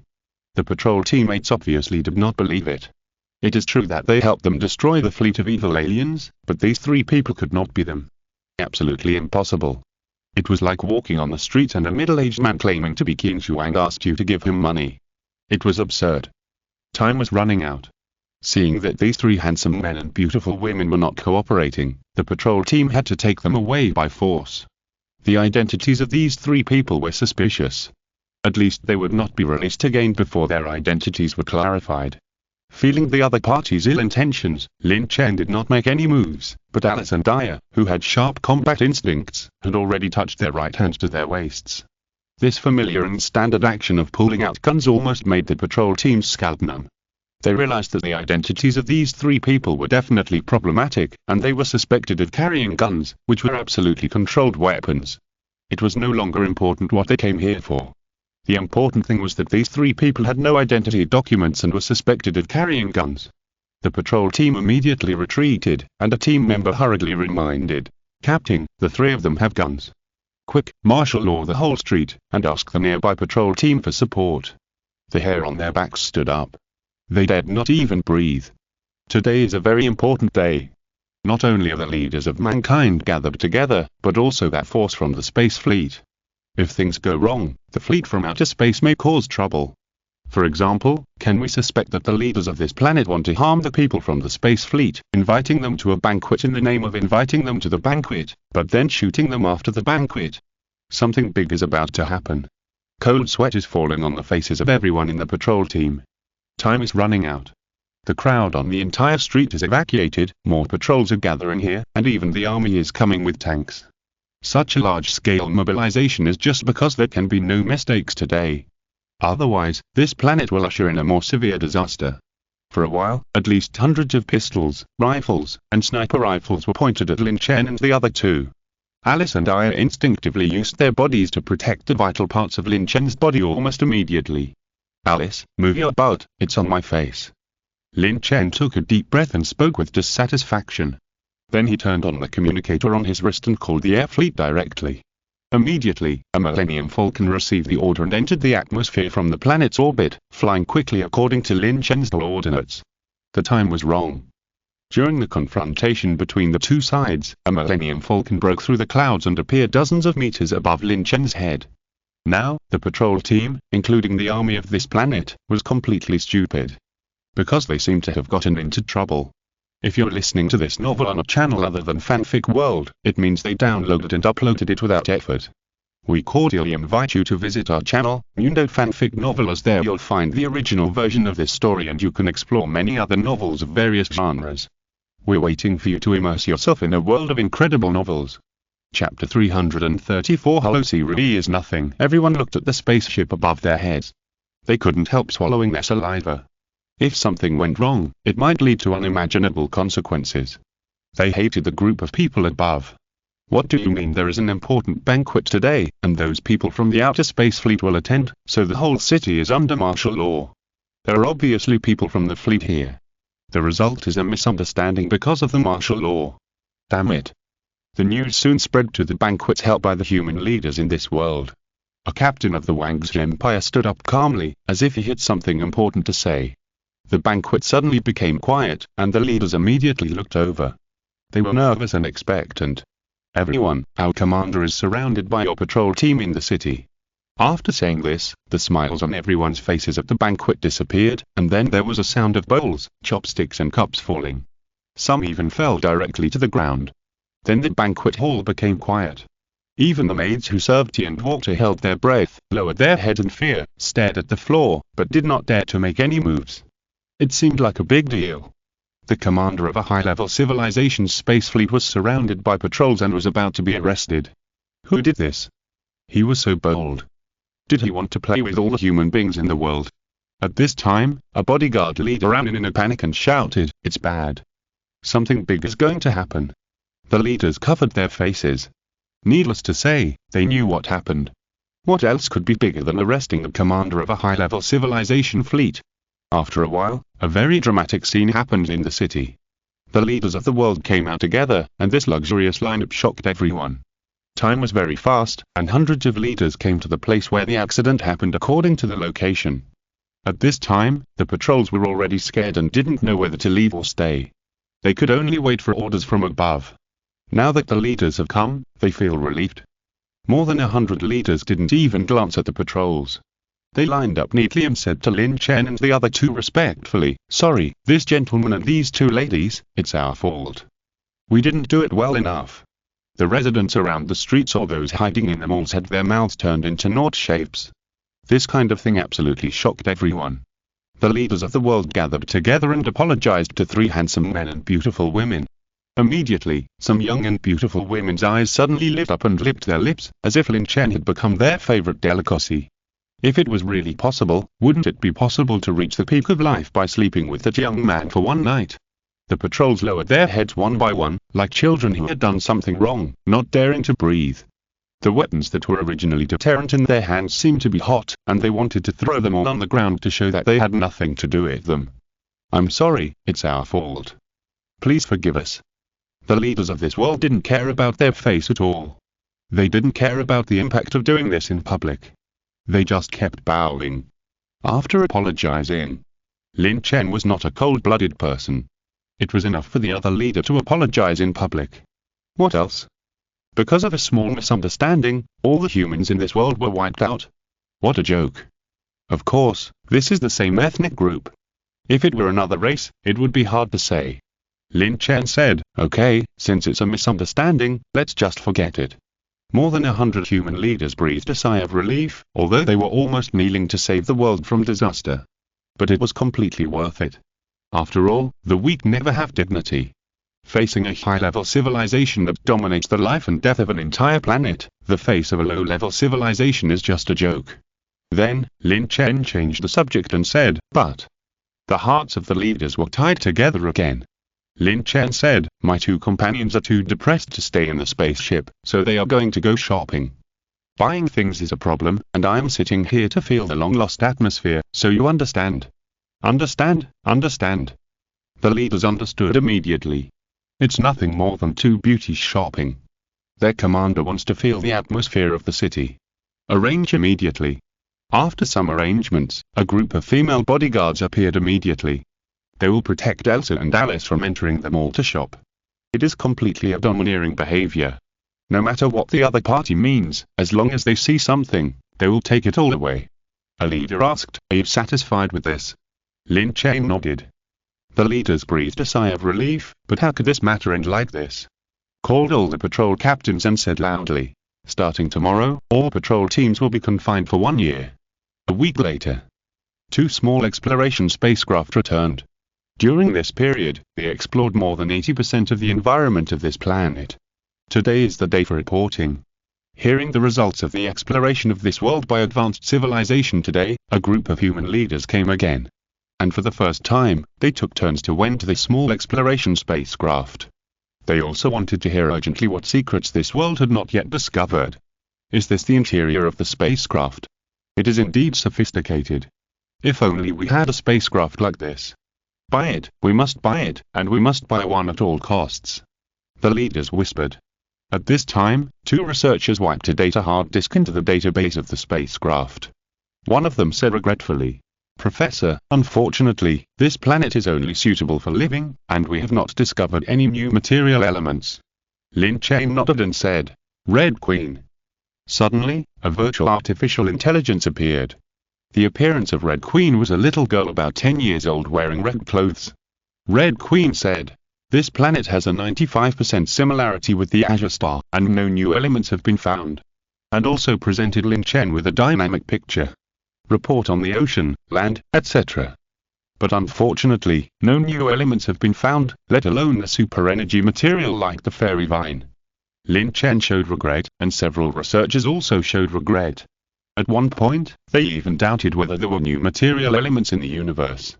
After all, neither the Wang's Empire nor the Jianmeng Empire has discovered new material elements from a second planet other than Mars. Logically speaking, after so much time has passed, even if there are no major discoveries, there should be considerable gains, but unfortunately, apart from the abduction of tens of thousands of scientific researchers on the planet where the biochemical crisis broke out, there is almost no gain. The performance of the Red Queen immediately made the leaders, who were already shocked by the precision of the small exploration spacecraft, almost speechless with shock. It turned out to be this advanced artificial intelligence. Stunned. All stunned. They all felt that this was the real artificial intelligence. Originally, this world was very proud of the artificial intelligence Holocene, believing that artificial intelligence had developed to the top, but now compared with the other party's artificial intelligence, it is simply weak and not even a fart. Chapter 335 Signal Source Prometheus. This further strengthened the human leaders' eagerness to obtain the technology of advanced civilizations. Of course, force is absolutely not feasible, but buying can be done. As long as the other party is interested, this planet will definitely do everything possible to meet the other party's requirements. At this time, a group of communications suddenly came over. Red Queen ignored the human leaders and looked at Lin Chen, saying, "Just now, the Empire sent a group of messages. A planet called Pandora was discovered in the Centauri galaxy by the Jianmeng Empire. The planet has a large number of mineral elements. New material elements have been discovered." Many scientific researchers headed by Lin Chen lit up. New elements definitely play a vital role in the development of science and technology. The reason why that technology of Azure Star has ushered in an explosion now is that the contribution of Xianten is definitely not to be underestimated. And now, new elements have been discovered. Lin Chen and others are excited. Weighing the civilization level of a planet does not depend on how many people there are, but on the power of civilization. Brand new material elements. The human leaders' breathing was rapid, and they were particularly jealous of things they had never touched. But unfortunately, they can only fly into the atmosphere, and can't go further. The next day, the Third Joint Fleet of the Wang's Empire submitted their resignation to the humans of this week. A leader asked, "Are you leaving now?" I don't know why, when I asked this question, my heart was full of complicated feelings. On the one hand, the other party was leaving, which made them feel relieved, but on the other hand, if the other party left, they might never be able to contact them again in the future, and they would not be able to obtain their technology, especially spacecraft technology. Lin Chen said, "Time is running out. The discovery of new material elements is extremely important, so leaving this planet is a must." The leaders sighed. They also wanted to travel through the vast universe to find various resources like the other party, but the conditions were limited. Lin Chen said, "Then I'll take my leave." A leader asked, "Wait a minute, will your technology be sold?" "We want to buy some technology." Lin Chen asked, "What do you have to buy it?" It's not that they look down on this planet, but what they have, the Wang's Empire has. Even if there is none, the Wang's Empire can get supplies from other planets, such as heavy metals and precious wild medicinal materials, which can be obtained from the Min Kingdom. Soldiers can be obtained from Kepler. However, human resources are what the Blue Star wants, but it is a pity that tens of thousands of scientific researchers were abducted from the planet of the biochemical crisis. The people who asked Lin Chen were speechless. The leaders suddenly understood. Yes. What can a low-level civilization have that a high-level civilization can take a fancy to? What else can they not get in the vast universe? Sorry, we're abrupt. It's okay, I understand. Lin Chen and others went up to the battleship's elevator shaft, and the leaders waved goodbye with regret. But many captains beside him frowned, as if they had some ideas in their hearts. They pulled Lin Chen and said, although the other party doesn't have anything we like, this is the planet of labor. Through observation, the technology of this planet has reached a bottleneck. Can we let them build a spaceship for us? Good idea. Lin Chen's eyes lit up. This idea is so great. The laborers of a planet can build spaceships for the Wang's Empire for free. As long as the core technology is not handed over to them, won't the other party always play the role of a younger brother and not make any waves? Take the types of spaceships for example. Only let them build the Millennium Falcon, and any information about more advanced spaceships will not be disclosed at all. With this thought, Lin Chen and Red Queen said, and the elevator shaft stopped rising and went down instead. Leaders. ? Lin Chen and others went down the elevator shaft and said, actually, we can give you the technology, and we will also provide corresponding human resources, but there is a condition: 1 out of every 2 spaceships must be handed over to us. Okay. The leaders were delighted. Although this condition is very harsh, it means that the spaceships they have built at their own expense are half of the other parties, but as long as they have spaceships, their planet can also travel through the vast universe. With just a few resources, there are so many planets in the universe that can definitely be obtained continuously. Lin Chen nodded and said, let's make it a deal. Our people will come to negotiate formally with you later. The leaders were overjoyed and said with a smile, no problem at all. As a human race in this boundless universe, we are very grateful to you. Lin Chen looked at the leaders in surprise. The leaders smiled and said, didn't you say that there are many other races and civilizations in the universe? Lin Chen nodded and said, yes, according to my calculations, sooner or later, there will be an unprecedented cosmic war, and the war may ignite the entire supercluster. The leaders felt that Lin Chen was exaggerating. Ignite the war of the entire supercluster? It is absolutely impossible. In the end, they did not question the calculation of an advanced civilization. They just perfunctorily said something and waved goodbye again. Unlike the regretful farewell last time, this time more than 100 human leaders waved goodbye excitedly. After a while, Lin Chen and others entered the battleship. For this transaction, no one felt that there was any loss. Because this is a mutually beneficial transaction. Both sides just get what they need. Although the core technology has always been very exclusive, after the more advanced technology, the low-level technology can only be exchanged for benefits like the arms business. At present, the civilization of an entire planet will allocate half of its production capacity to hand over the spacecraft it has built to the Wang's Empire. This deal is absolutely worthwhile. And the real fleet of the Empire will be implemented faster, instead of the Empire having only one fleet composed of various spacecraft. Time is running out, and the third joint fleet of the Wang's Empire enters outer space, heading towards the Centaurus constellation in the universe. During this period, Lin Chen sent his encounter in space to the spacecraft base, explaining the encounter and agreement on a human planet. The Wang's Empire fully agrees with this. Because the Empire does not care about the leakage of technology, as long as it firmly grasps the cutting-edge technology and maintains its position.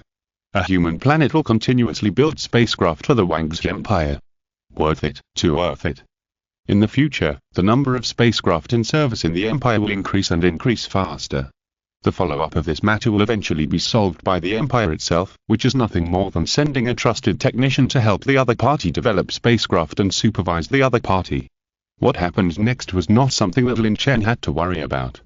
The fleet of the Wang's Empire entered the warp engine mode and traveled through one galaxy after another at a very fast speed. 58 hours later, Lin Chen and his companions had just entered the Orion galaxy. At this time, they were only halfway to the Pandora planet in the Centaurus galaxy. But at this moment, the Red Queen, who should not have appeared, appeared. Professor Lin, we just captured a signal source. Signal source. The Red Queen played a decoded signal source. A virtual screen appeared, and a signal with a frequency band was emitted. This is the research vessel Prometheus, Chapter 336.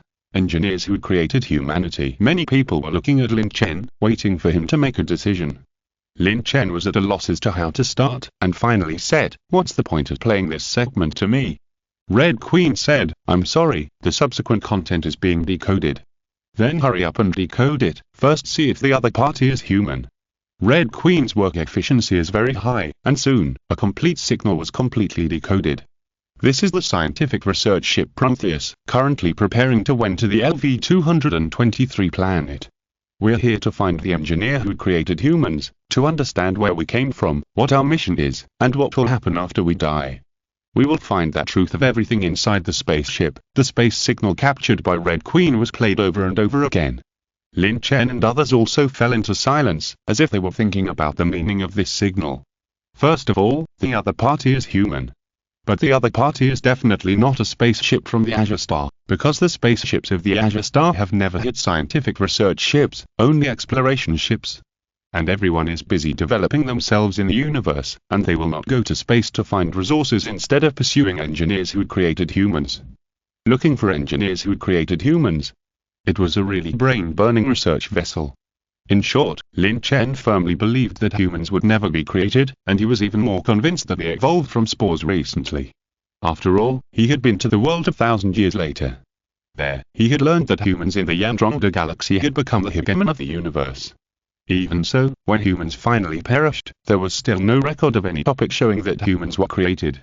From this, it can be concluded that humans were not created at all. However, Lin Chen was very interested in this spaceship. This was the first human civilization to truly enter the starry sky to explore, except for the Azure Star. Red Queen analyzed the other party's location. The other party is in the Gemini galaxy, passing through the Centaurus galaxy. Finally, Lin Chen pondered for a while and said with interest, "Since it is passing through the galaxy, let's go and see the other party." The reason why he spoke so easily was nothing more than that Lin Chen believed that his side occupied an absolutely dominant position, not to mention that the other party was just a research ship. After a while, the third joint fleet of the Empire was fully powered.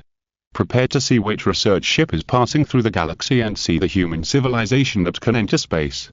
Swoosh! The speed of the third joint fleet of the Wangxi Empire is very fast, but it is far from reaching the point where it can ignore the laws of time and easily change time and space. So there are only two ways to hurry up now, either to turn on the warp engine or to start a space jump, but these all take time to complete. The third joint fleet began to set off for the Gemini galaxy. At this time, the star field far away in the Gemini galaxy is quiet, and the planets seem to be constant, rotating year after year and day after day. Its magnificent picture is fascinating. No one knows how mysterious the universe is. Perhaps it is precisely because no one knows that some people have an infinite yearning for the vast starry sky. At this time, a scientific research ship also set out for the long-standing confusion in its heart, and finally arrived at the satellite of a planet, a satellite named LV-223. This scientific research ship flew out of the starry sky so far away at 34.5 light-years, and came here to solve the problem of the origin of mankind. At the time, they had already arrived at the orbit of satellite LV-223 according to the image on the drawing board, and sent signals over and over again. Unfortunately, the satellite did not send any signal, but it did receive another signal from other galaxies that could not be deciphered. They did not think much about it, but thought it was caused by the regular movement of a certain planet. For the unknown answer, the research ship still entered the planet LV-233. On this planet, the research team discovered all kinds of incredible scenes after a series of scientific research. Then these scenes turned into a series of terrifying and strange events, and the enthusiasm for solving the puzzles in everyone's hearts turned into fear of the unknown. Because this place is not as beautiful as they imagined, and there are unknown dangers everywhere. In just one day, all kinds of strange things happened one after another. For example, an infertile female doctor became strangely pregnant, and finally a monster was cut out, and some people were infected and turned into wild beasts. At this time, they realized that this scientific expedition itself was a mistake. The female doctor who gave birth to a monster accidentally found a boss hidden on the Prometheus. She stopped the expedition in horror and said incoherently, "I realized that I was wrong. I was wrong from the beginning." The boss was an old man who was terminally ill. How could he give up halfway to find the engineer who created humans and achieve immortality? He scolded the female doctor. Especially now that the answer is about to be revealed. Although many people have died, they have found the whereabouts of the engineer who created humans. At this time, they must get the benefits they want from the engineer who created humans. 10 hours later, the large force on the expedition ship went to a mysterious spaceship to find the engineer who created humans. But after a series of life and death, even the boss on the expedition ship died. The expedition team with only the female doctor left realized that this was a scam, a complete scam. Bullshit engineer who created humans. In fact, it was just a group of alien creatures who realized that there were many human planets in the universe, so they felt a crisis. They built a place similar to a military base here, and made many sealed virus jars, ready to kill all humans, but they didn't expect that the virus would leak and attack them in the end. Now the scientific expedition team has awakened the last alien on this satellite. But the alien's purpose is to destroy humanity. It's a dark blood plot. Not only that, things will not end so easily. You must know that the virus jar inside the spacecraft was originally made to destroy humans. Now it has been awakened by humans. In this case, of course, it is necessary to destroy a wave of humans. After the alien woke up, he prepared to drive the spacecraft to the human planet to do something big. Soon the spacecraft took off. The alien said confidently, "No one can stop me from destroying humans. I want to eliminate all dirty creatures like humans in the universe." The spacecraft was rushing to the sky, and the Prometheus research ship was also in an emergency start, ready to hit the spacecraft to prevent the other party from destroying humans. But at this critical moment, a strong fluctuation came from the space of the Gemini galaxy, and then the third joint fleet of the Wangxi Empire jumped into the galaxy. Lin Chen smiled and said, "Red Queen, search for the signal of that research ship. Let's go and ask those show-offs if they have found the engineer who created mankind." In a very short time, Red Queen found the location of the research ship, on the satellite of a planet. Lin Chen waved his hand and said, "Let's go." Soon, the third joint fleet of the Wangxi Empire entered the satellite. But as soon as it entered the satellite, the figure of Red Queen immediately appeared on every spacecraft of the fleet, and it reported in time. An unidentified flying object is speeding towards that fleet. It is expected to collide with us in 1 minute, 59, 58, 57. Chapter 337 Stupid Scientific Exam Questions. After Red Queen finished speaking, without waiting for human control, the artificial intelligence had already aimed some weapons at the UFOs rushing towards that fleet through the console. Lin Chen said, "Let's shoot them down first." Immediately, some ships of the third joint fleet of the Wangxi Empire turned on the attack mode, and several tractor beams were aimed at the UFOs coming towards that fleet. The next second, the firepower was ruthlessly launched. Chirp chirp, a series of particle beam cannons rushed towards the UFOs. At this time, neither the alien spacecraft nor the research ship Prometheus realized that a fleet appeared around the place where they had just entered the atmosphere, and the spacecrafts of both sides were still flying. The alien spacecraft wanted to drive to the human planet to destroy the world, while the Prometheus wanted to hit the alien spacecraft to prevent it from leaving. Everything happened in a flash. Just when the Prometheus was about to hit the alien spacecraft, the attack of the Wangxi Empire also came. This was an indiscriminate attack to ensure the safety of the Imperial fleet. Boom boom, with the sound of explosions, the alien spaceship was thought to be a UFO and was shot down. Because the Prometheus was about to hit the alien spaceship, it was lying down and received a wave of firepower baptism from the advanced civilization. Boom boom, the explosion continued, and both the alien spaceship and the research ship Prometheus began to fall towards the ground team. In a very short time, the two spaceships hit the ground, producing a violent energy impact. The female doctor on the ground opened her eyes wide and looked up at the sky. Her mouth had turned into a knot shape. She was almost scared silly. What did she see? Clearly, she had just noticed that the alien spaceship and Prometheus were attacked by unknown energy. At the intersection of the line of sight, a fleet that covered the sky and the sun appeared in the sky, as if showing off their power, one after another. It was a fleet composed of dozens of spaceships. So many spaceships appeared mysteriously. For the first time, the female doctor had a fearful thought in her heart. This satellite LV-233 was clearly hell. The engineer who created mankind in the previous second became an alien who was going to destroy the Earth, but in the next second, a mysterious, unknown, and powerful fleet appeared. At this time, the third joint fleet of the Wangxi Empire had cleared all UFOs.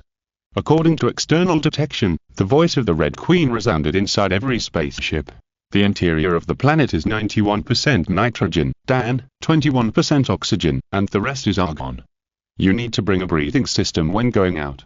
If it exceeds 3% carbon dioxide, you will lose your life if you are exposed to it for 2 minutes.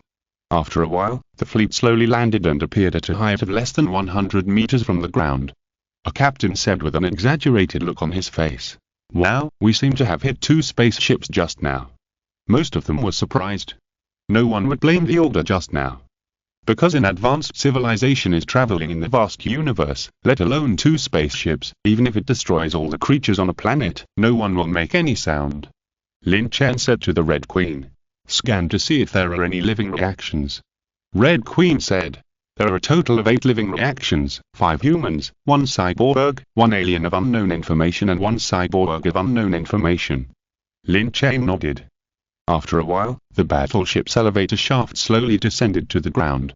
For safety, everyone who left the spacecraft wore a powered combat suit that could penetrate into any environment. Lin Chen brought 4 teams of Marines to the ground. With a wave of his hand, except for 2 teams protecting Lin Chen's safety, the other Marines launched rescue and arrest operations. Lin Chen came to the stunned female doctor and asked, "Have you found the answer?" Female doctor. After a long pause, she realized that the other party wearing an unknown combat suit was actually a human. Unbelievable, it was actually a human. In short, it must be a creature from another planet. At least on her planet, there is no such advanced technology. The female doctor swallowed and said in doubt, "Are you human?" "That's right. I'm Elizabeth Shaw. Everyone calls me Dr. Shao. I'm the chief scientist of the research vessel Prometheus." The female doctor breathed a sigh of relief. Perhaps because the other party was also a human being, the fear in her heart was much less. After all, in the vast universe, everyone is of the same ethnic group. She introduced herself and claimed that her name was Dr. Shao. After a long time of astonishment, she seemed to realize something and asked hurriedly, "Are you the answer?" "There is no doubt about it. The appearance of Prometheus is to find the mystery that has puzzled mankind for a long time, and now, an advanced human civilization has suddenly appeared. Isn't all this the answer? There must have been a major interstellar migration event in the distant ancient times, and the planet she is on is just the place where humans migrated later. In fact, all humans came from the same place." Dr. Shao became more determined in her inner thoughts. Lin Chen said, "What answer? Didn't you send a signal here to find the engineer who created humans?" "We intercepted the source of the signal and came to take a look." Dr. Shao. It felt as if something was a little different from what he had guessed. It turned out that the other party was here to laugh at him. It was hard to accept. "Have you found the engineer who created humans?" "Yes, but he is an alien, in the spacecraft that you shot down." Lin Chen said with contempt without mercy, "Idiot, your scientific research questions are as stupid as whether a drop of water falling from a height of 10,000 meters can kill a person." Dr. Shao stood there as if he had been hit by something. Can a drop of water falling freely from an altitude of 10,000 meters kill a person?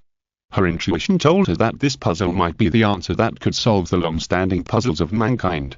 After all, judging from the powerful fleet on the other side, this is an advanced civilization, so the other side must know more about the truth than herself. Lin Chen didn't care about the other party at all, but was very interested in the engineer who created humans, as Dr. Shao said. After a while, he led people into the alien spacecraft. As soon as they entered the spacecraft, they saw the Red Queen appear, and it seemed that she was telling something to the Marines. A Marine reported in time, "There are a lot of biological and chemical weapons in this spaceship." Lin Chen immediately retreated angrily, and before leaving, he said on the communicator, "Catch the engineer who created humans for me." The Marines looked at each other, not realizing what this meant. The engineer who created humans? What the hell is that? However, the artificial intelligence Red Queen did say that there was a living being in the spaceship, and it was right in front of them. But it was an ugly alien. It was about 2 meters tall, hairless, and had pale skin without any blood. It was a humanoid alien. Could this ugly alien be the engineer who created humans? The Marines looked unhappy, and it was really hard to confuse the two.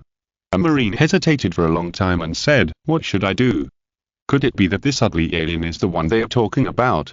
Chapter 338. The female doctor gave birth to a monster. In front of them was an extremely ugly alien. At this moment, it was hesitantly looking at these dirty humans. Although the spaceship was shot down, it was not seriously injured. The next second, it suddenly jumped up and wanted to kill these humans. "Go to hell," the alien said.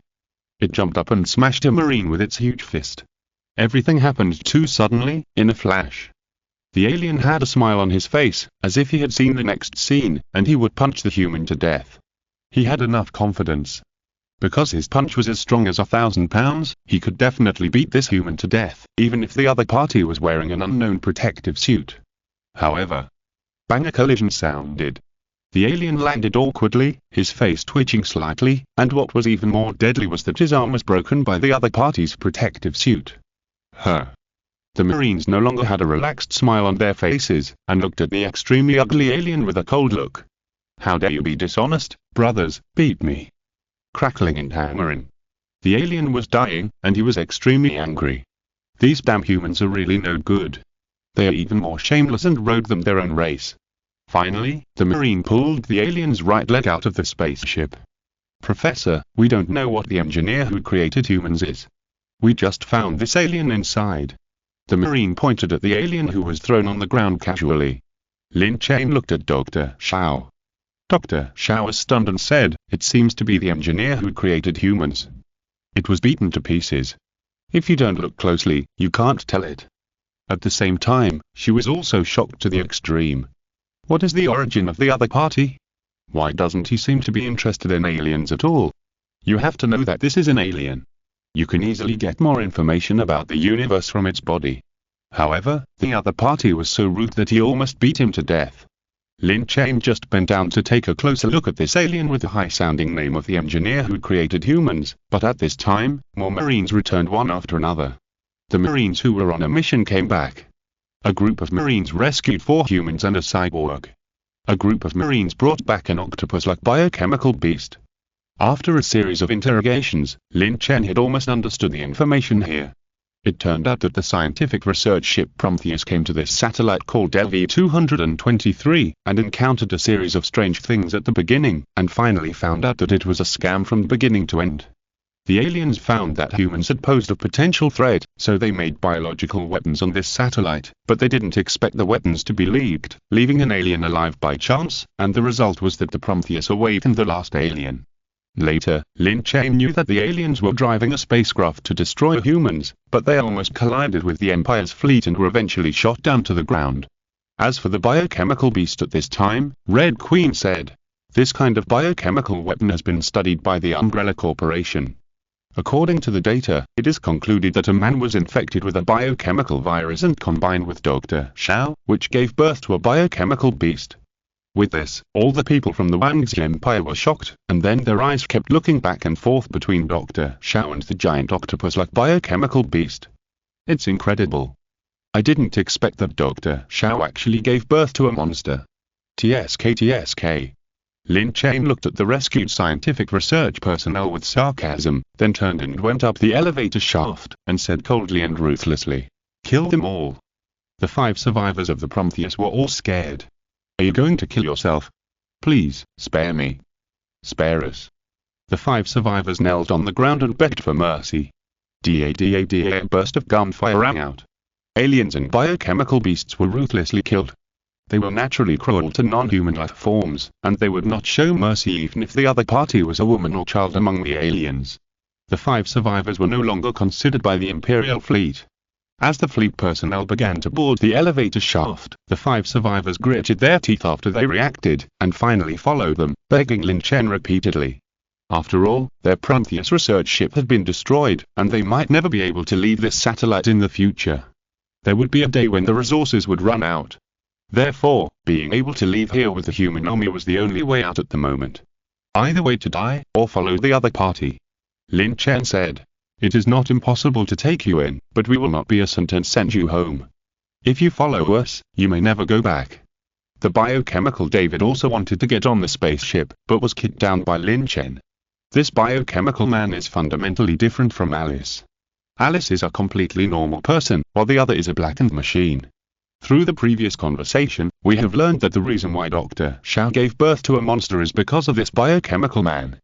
Taking this thing away, wouldn't it be troublesome for yourself? In contrast, Lin Chen is more willing to take Dr. Xiao and his men, real people, especially when he learned that they were ready to sacrifice themselves to use the Prometheus spacecraft to hit the spacecraft driven by aliens to prevent them from going to the human planet. We're willing. Dr. Xiao and his men gritted their teeth. Perhaps following these people might be a good decision. At least survival is guaranteed. As for whether they can return to the planet they used to be, this decision has become unimportant in front of the former.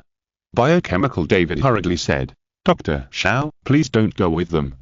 There are many other spaceships on this planet that I can drive. The 5 survivors obviously didn't believe it, because the biochemical David's mind was extremely sinister. Maybe there was some conspiracy waiting for them. What's more, they didn't believe the fleet in front of them, but believed the unknown spaceship mentioned by a biochemical man. After a while, David was still yelling on the ground, but the elevator shaft was already rising, throwing the biochemical David directly on the planet, leaving him to fend for himself. In the end, the Empire's fleet flew into the sky. On the ground, the biochemical David's face was uncertain, looking up at the spaceship above his head that had lost the trace of the fleet. After a long time, his mind changed, and he said to himself, "You will regret it. Sooner or later, I will do something earth-shattering, and even the gods will be convinced by me." Of course, all this was unknown to Lin Chen, Dr. Xiao, and even the entire fleet. At present, the third joint fleet of the Wangxi Empire has entered space and is heading towards the Centaurus galaxy. On the battleship, Lin Chen looked at the captains and asked, "You all asked me why I took 5 survivors with me. Although we have enough supplies, I don't think it's necessary to take them with us. Don't forget, the woman among them is a Dr. Xiao, and we are going to an unknown planet, maybe she can come in handy." I see. Everyone suddenly realized. Yes, they are going to the Centaurus system, and there are not many scientific researchers on the spacecraft. It just happens that they can act a doctor, who knows, maybe it will be useful when they arrive at the planet. Chapter 339 Arrival of Pandora. Lin Chen looked at the time and asked, "Where are they?" "Still disinfecting." "Well, bring them here in a while."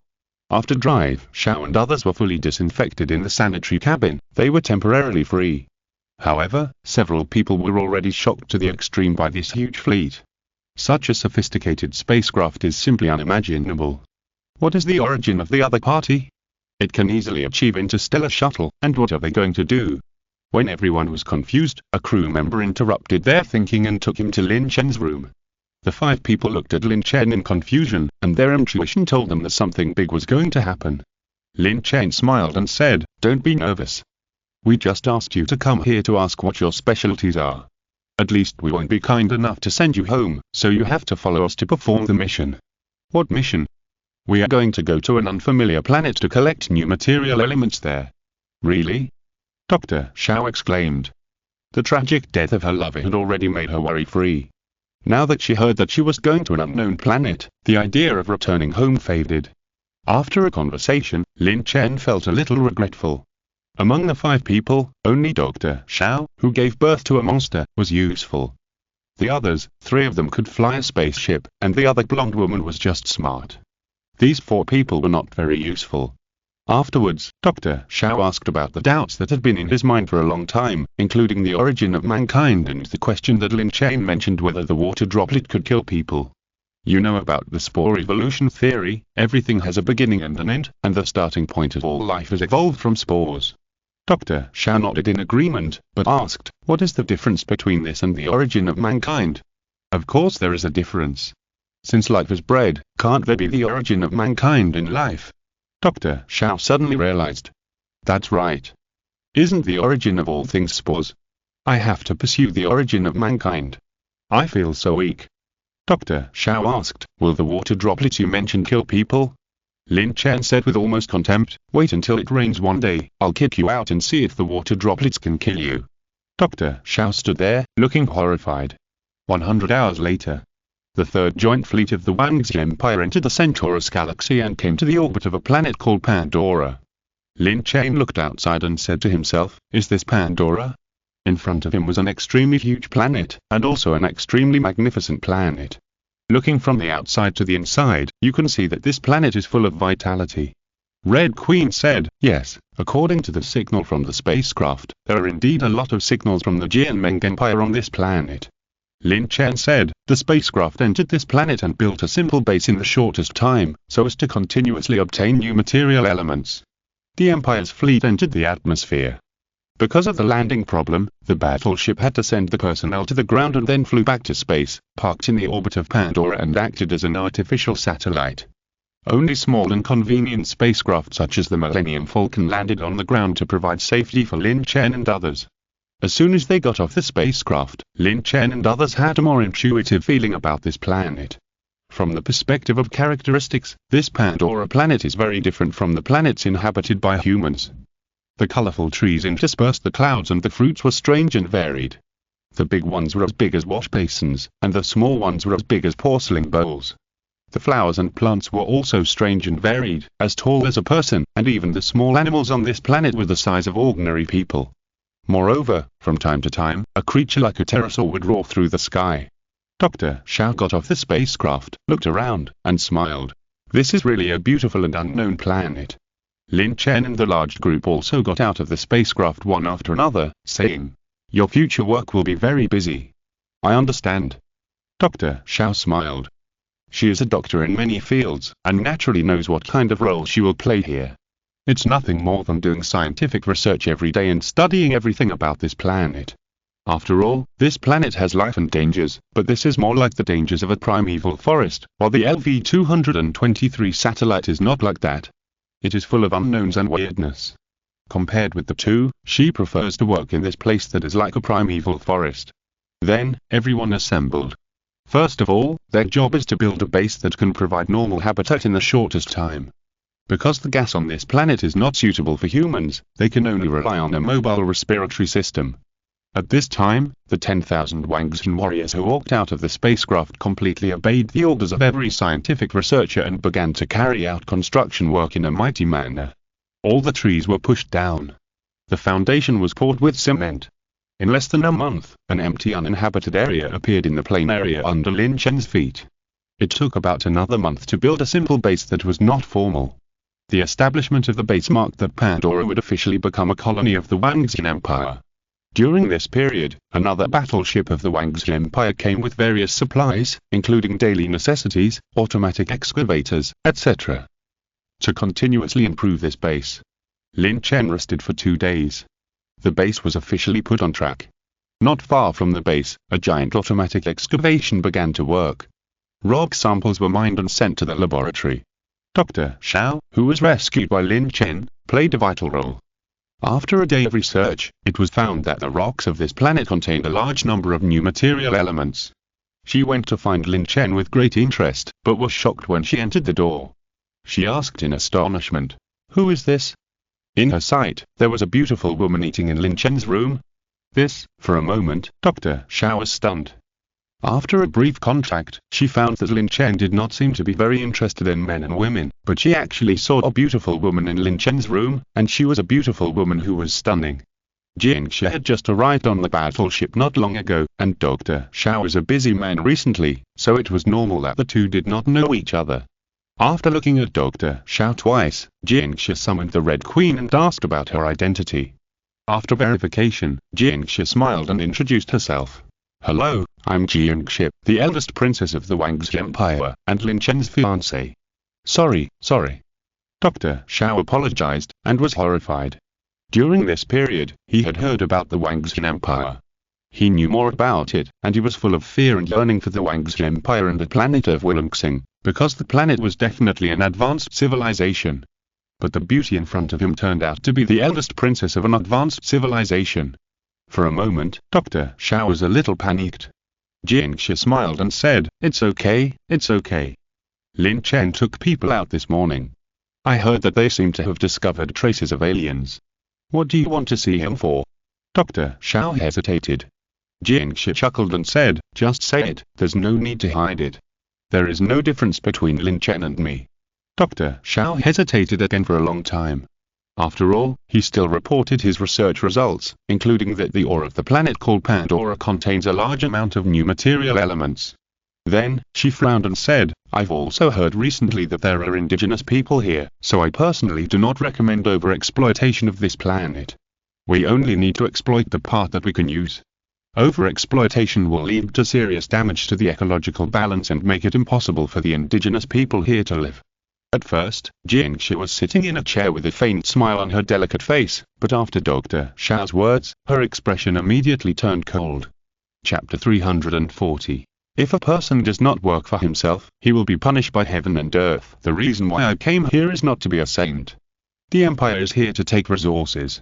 As for the destruction of the ecology here, is there any problem? Anyway, this is not a human planet. Even if life is really discovered, what does it have to do with the Wang's Empire? Don't the dignified humans care about their own interests, but care about the interests of aliens? Dr. Xiao saw the uncertainty on Jingxi's face and asked tremblingly, "Did I say something wrong?" Jingxi said, "Dr. Xiao, you have been very active in your work recently, but you must understand that you are a human being. You must look at everything from the perspective of a human being, not from the perspective of a savior. We're here to colonize. What does colonization represent? I don't need to say more." Dr. Xiao naturally understood the meaning of colonization. It is nothing more than blood and cruelty.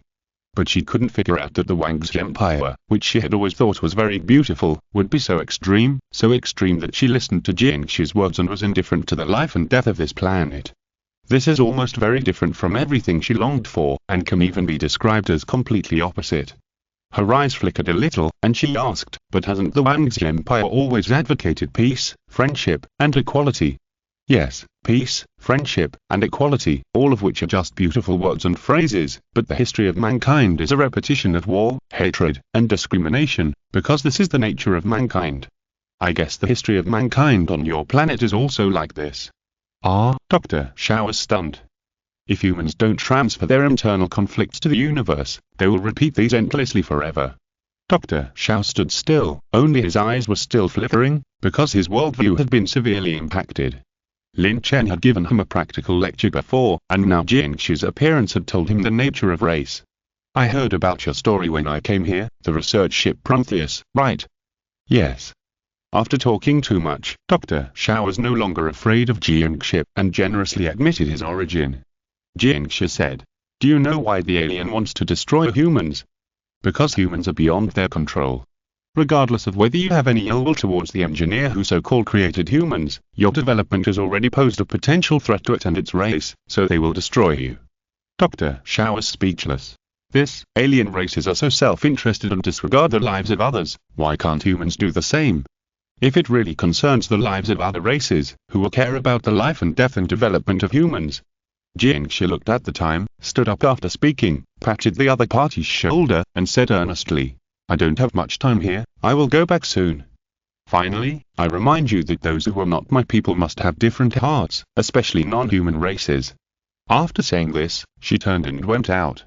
Dr. Xiao stood there in shock, and Jingxi's words echoed repeatedly in his mind. A few days later, Jingxi left, and Lin Chen would be busy with the things at hand every now and then, and the whole base was running normally. The ore was transported back to the Azure planet by shiploads, and the resources of Pandora were mined in large quantities. In order to mine, the mountains were blown up. In order to mine, the forests were set on fire. It was a completely endless mining situation. However, Dr. Xiao has not had a good time in recent days, because Jingxi's words before leaving have become a demon in her heart. She wanted to find Jingxi again, but was ruthlessly told that Jingxi had left on a spaceship. It was soon time for dinner. Compared with the others who looked relaxed and carefree, Dr. Xiao sat in a chair in a daze. After a while, a blonde beauty came to the next table. Dr. Xiao knew this woman, Alice. Perhaps because of the same suffering and the reason that they had to join the Wang's Empire, these two people are naturally closer. Dr. Xiao forced a smile and greeted her. "Hi, Alice." "Hi, Dr. Xiao." Alice paused and asked, "Are you sick? You seem listless lately." "It's like this." Dr. Xiao expressed his confusion, including his conversation with Jingxi that day. Alice looked embarrassed and said, "I have only joined the Wang's Empire not long ago, so I don't know much about it. However, they treat humans very well, and can even tolerate them to the extreme. But for some reason, they seem to have a natural hostility towards alien life. What is this called? Is it racial idea? Yes, human racial ideas have reached a point of near madness, so they ignore the life and death of other races. Although I cannot refute what Miss Jinxia said, I still insist on my point of view that races should respect each other. Alice said, maybe you can go to Lin Chen, he can give you an answer. Forget it, he only comes back at night, and it would be bad for a woman like me to go to his room at night and be seen by others. Don't worry, he won't be interested in you. Dr. Xiao was speechless immediately. At night. Dr. Xiao tossed and turned and couldn't sleep. Finally, he had no choice but to quietly come to the door of Lin Chen's room and knocked on the door. Who? Lin Chen's voice came through the door. Dr. Xiao looked around and said in a low voice, "It's me, Elizabeth Xiao. I want to talk to you about something." "That's not good, late at night." Lin Chen wanted to refuse him. "It's urgent." "Oh, then come in." Soon, Dr. Xiao entered Lin Chen's room. Lin Chen poured him a cup of tea and asked, "What's the matter? Why is it so urgent?" "It's inappropriate for Professor Lin to call you that, but I have found any suitable name." Lin Chen said, "It's okay, this name is good. Recently, I've been confused again. It's about our overexploitation of this planet." "Oh, this matter, she mentioned it to me before leaving, saying that you can't bear to see a planet that nurtures life being destroyed, right?" "Yes." Lin Chen said, "First of all, you have to remember that you are a human being. Just because of your pity, can you stop eating meat?" Dr. Xiao was speechless. Lin Chen really didn't have the energy to do that. He was so sleepy that he had to call the Red Queen and said, "Go back to your room. I'll have the Red Queen send you a report about the disaster on the Azure planet. Maybe you'll understand." After a while, Dr. Xiao returned to her room, and the artificial intelligence Red Queen did appear on her computer. The Red Queen turned into a group of dynamic messages, and explained, "This is the disaster on the Azure planet where the Wang's Empire is located in recent years." One picture after another was generated. There were monsters everywhere that appeared and destroyed the city. People were terrified. Facing the monsters like hills, the city was destroyed and a large number of humans died. There were countless mimic aliens who came and directly penetrated the Black Continent, and the black people were almost exterminated. There was a tentacle race come in, and every attack by the huge spacecraft would turn a city into ruins. The picture continued, but Dr. Xiao looked at the computer, her mouth had turned into a knot shape, and her heart was already in turmoil. After a long time, Dr. Xiao swallowed and asked, "What are these? If you're listening to this novel on a channel other than Fanfic World, it means they downloaded and uploaded it without effort.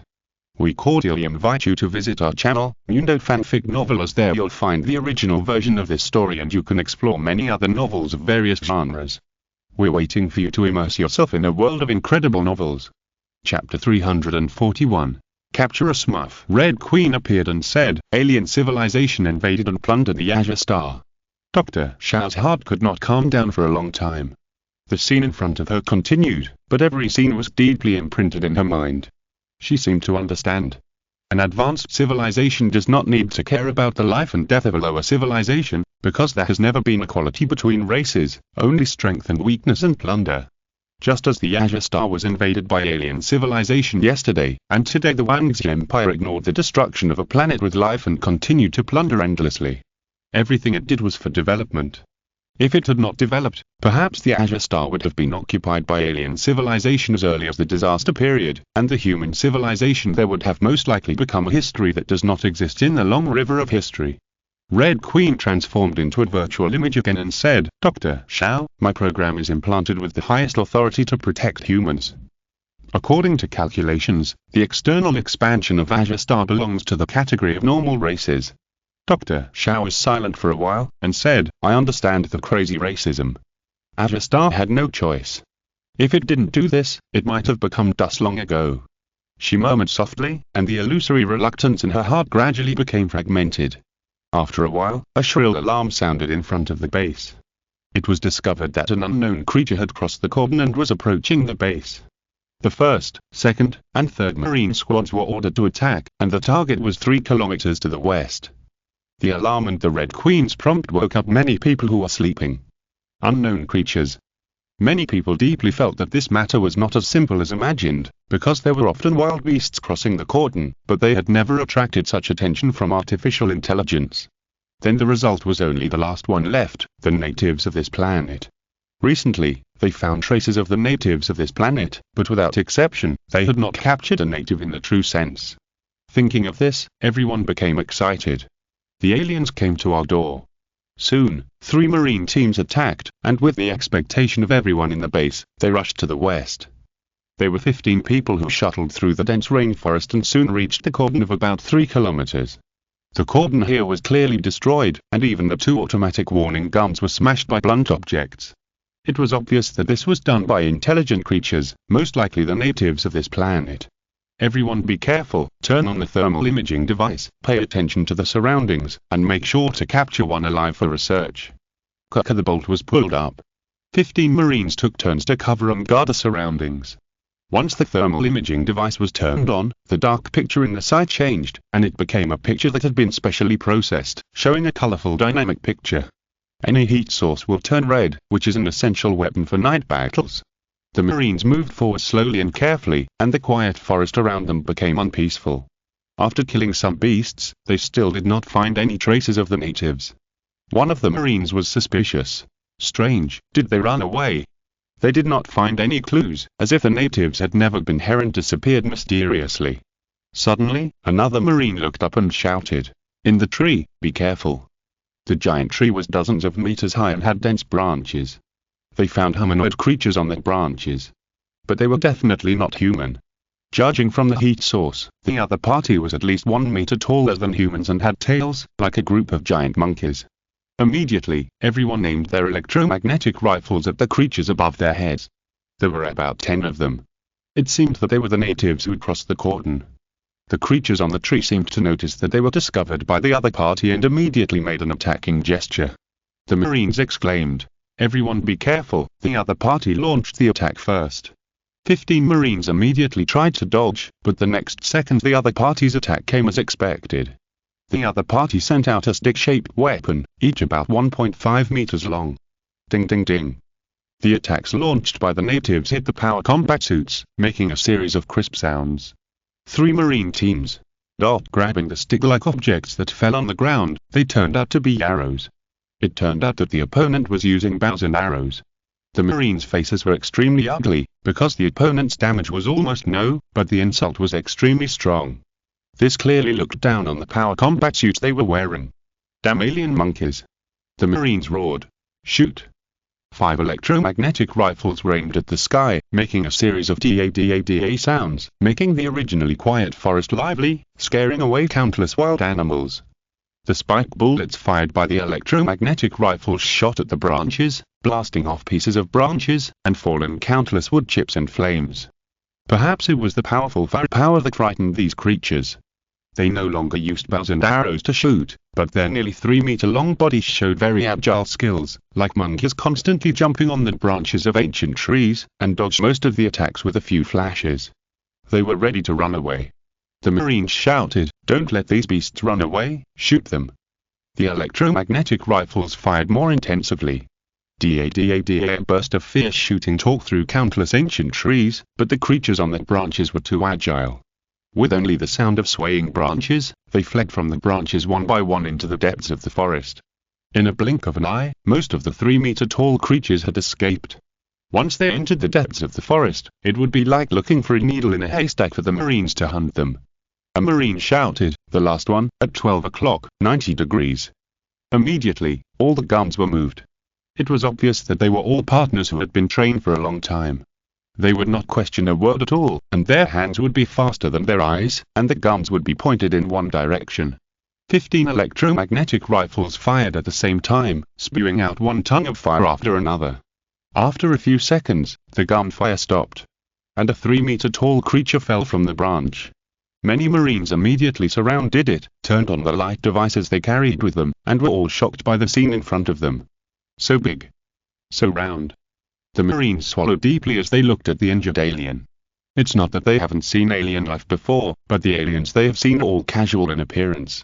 However, this one has a wild taste, and through observation and superb visual inspection of the other's chest, it seems to be a female alien.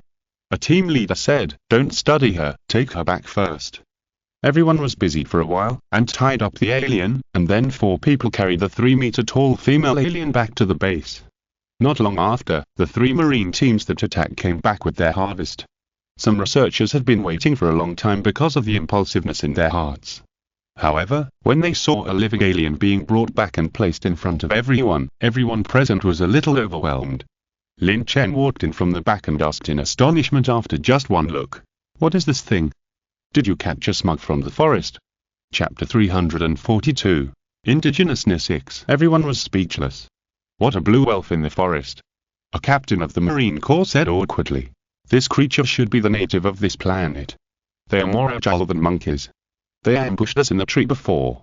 They use bows and arrows and speak a language that we can't understand. Oh? Everyone looked at the tied-up blue elf. According to what the Marine Corps said, it is really a native of this planet. No wonder there has been no news about any natives of this planet recently. It turns out that it is a natural hidden person. The blue elf was struggling constantly. Its body was much larger than that of an ordinary person. It was slender, with blue skin with glowing patterns, pointed ears, and a long tail behind it. It had a wild taste. Lin Chen looked left and right. Finally, he aimed at the towering part of the other party and touched it with his right hand to feel it. Everyone swallowed their saliva following Lin Chen's right hand. After a while, Lin Chen retracted his right hand and said in surprise, "It's actually a female." That's right, according to the structure, the place he just touched should belong to the chest in the life structure. Okay, all of you go down. Tonight I want to study this female smug in depth and understand her structure. As he said, Lin Chen took off his coat and changed into a white coat. Everyone couldn't help but hold their breath, and even their eyes couldn't help but open wide, and their minds began to have a lot of random thoughts. Young people are bound to like excitement, and if this smug is, oh my god, it's so exciting. So the things here must not be as simple as I think. Maybe a hybrid of humans and smugglers will appear in a few months. In the end, Dr. Xiao stopped Lin Chen from doing this in-depth research in person. Perhaps he couldn't bear it anymore, so he hurriedly said, "Let me do it. It would be bad if someone died." Lin Chen was stunned for a moment and said, "Okay, I'll trouble you tonight." Dr. Xiao smiled and said, "It's okay. I also want to know about this planet." After a while, Lin Chen watched Dr. Xiao and two assistants push the blue smug into the laboratory, and then asked everyone to leave. After everyone left, he called a marine team and ordered, "You'll guard the door of the laboratory in a while. If Drive Xiao releases the blue smug, you will break in and kill Dr. Xiao and the blue smug on the pretext of accidental discharge of the gun. Do you understand?" The 5 Marines whispered, "Understood. The Wang's Empire will never allow any human traitor to appear." Lin Chen nodded, and then went back to rest. He knew that Dr. Xiao was very useful, but Dr. Xiao's idea was very dangerous. He actually pleaded for the alien life before. Although he didn't know whether the information he showed her had changed her mind, Lin Chen felt it was necessary to do so. Judging from the description of the Smurfs, they were warriors in the jungle. Whether it was to protect Dr. Xiao or to kill him, sending a team to guard the door was definitely the most correct order. Soon, Lin Chen returned to his room and fell asleep. He didn't know that at this time, Dr. Xiao had already started research on the alien Smurfs. On the table, the Smurfs felt panic and kept struggling, and Dr. Xiao took a pair of scissors and cut a strand of hair on the top of the other's head and began to study. Click. The Smurf's hair bled, and the Smurf's body kept struggling, as if it was in severe pain. Dr. Xiao said to his assistant, "Give a sedative." After the injection, the Smurf gradually fell asleep and calmed down. Dr. Xiao took the other strand of hair that had bled and began to study and compare.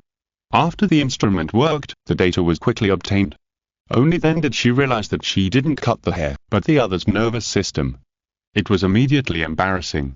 I guess the other party must be afraid of the pain after the scissors just now. Later, she went through a series of research. However, she never expected that when the research was about to be completed, the Smurf lying on the table gradually woke up, as if she realized her next fate.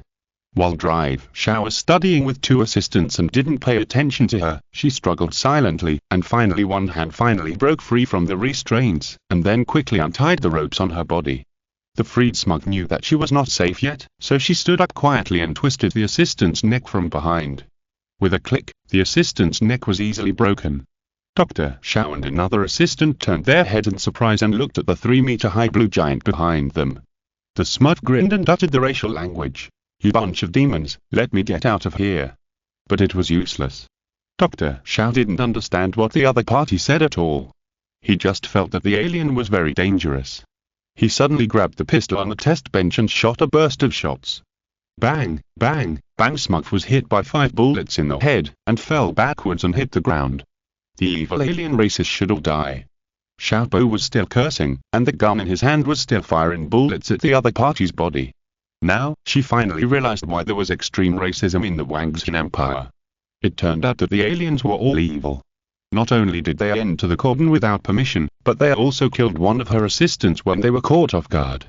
The Marines guarding outside the laboratory heard the noise inside and rushed in immediately. It turned out that the alien was dead, killed by Dr. Xiao, who was covered in blood. The next day, Dr. Xiao looked embarrassed, and she didn't dare to look Lin Chen in the eye, because she killed the alien last night. Lin Chen smiled and said, "It's okay, just kill it, it's just an alien. That was the first one we caught. I'm more curious about what kind of mentality you have. You actually killed the smut with your own hands." She was so ferocious that she suddenly killed an assistant. "If I didn't stop her, another assistant might die next." Lin Chen patted the other person's shoulder and said earnestly, "Yes, we are stronger than the other party now, but if the aliens are stronger than us, whether they are kind is unknown, so potential threats must be eliminated." Dr. Xiao nodded in agreement. Lin Chen asked, "Tell me about the research progress." Dr. Xiao said, "According to analysis, the Smurfs are a kind of advanced intelligent creatures, still in the primitive human stage, with a height of 3 meters. They are blue and have patterns all over their bodies, pointed ears, and a long tail behind them. Apart from this, their body shape and appearance are almost the same as humans. They have no hair on their bodies. The long hair-like things on their heads are actually the nervous system exposed outside the body." After that, Dr. Xiao stopped talking. Lin Chen asked, "That's all?" "That's all. It looks like I have to contact the Jianmeng Empire," Lin Chen said to himself. Originally, he thought he could get information about Pandora from the native aliens, but now, Dr. Xiao has killed the aliens he captured with great difficulty. The only source of information about this planet is gone.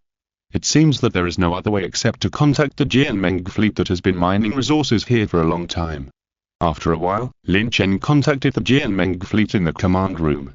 Judging from the coordinates, the other party is located at the other end of the planet. The screen in front of Lin Chen soon lit up, and a very familiar figure appeared, General Bit. General Bit didn't know the purpose of Lin Chen contacting him, and didn't think too much about it. He smiled and said, "Wow, why did Mr. Lin think of contacting me? Aren't you looking for new material elements? We found it. We are already on Pandora, which is a hemisphere away from your base." General Bit said depressedly, "Oh, fuck." He didn't know how the news leaked out, but he knew that since the Wangxi Empire came, more forces would come later, just like fighting for the fairy vine on Mars, there would be not enough to share soon. Lin Chen said, "I want to know the information about this planet. I don't think you would mind telling us. After all, we generously shared the known information on the biochemical planet before." General Bit said, "Of course, I will share it. I will send the information later."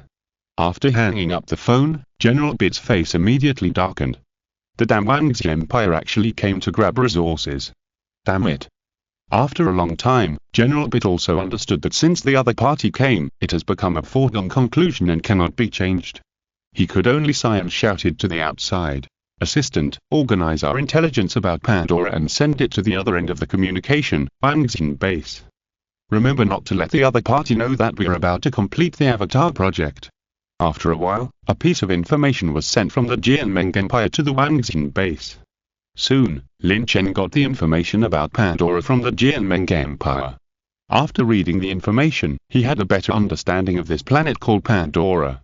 After a long time, he rubbed his sore eyes and said to himself, "It turns out that the blue elf we captured is the native N6 of this planet." Chapter 343 Avatar Project. The data transmitted was obviously more than what the Wangxi Empire had collected. After all, the Wangxi fleet not only arrived later than the other side, but also wasted a lot of time in that vast universe.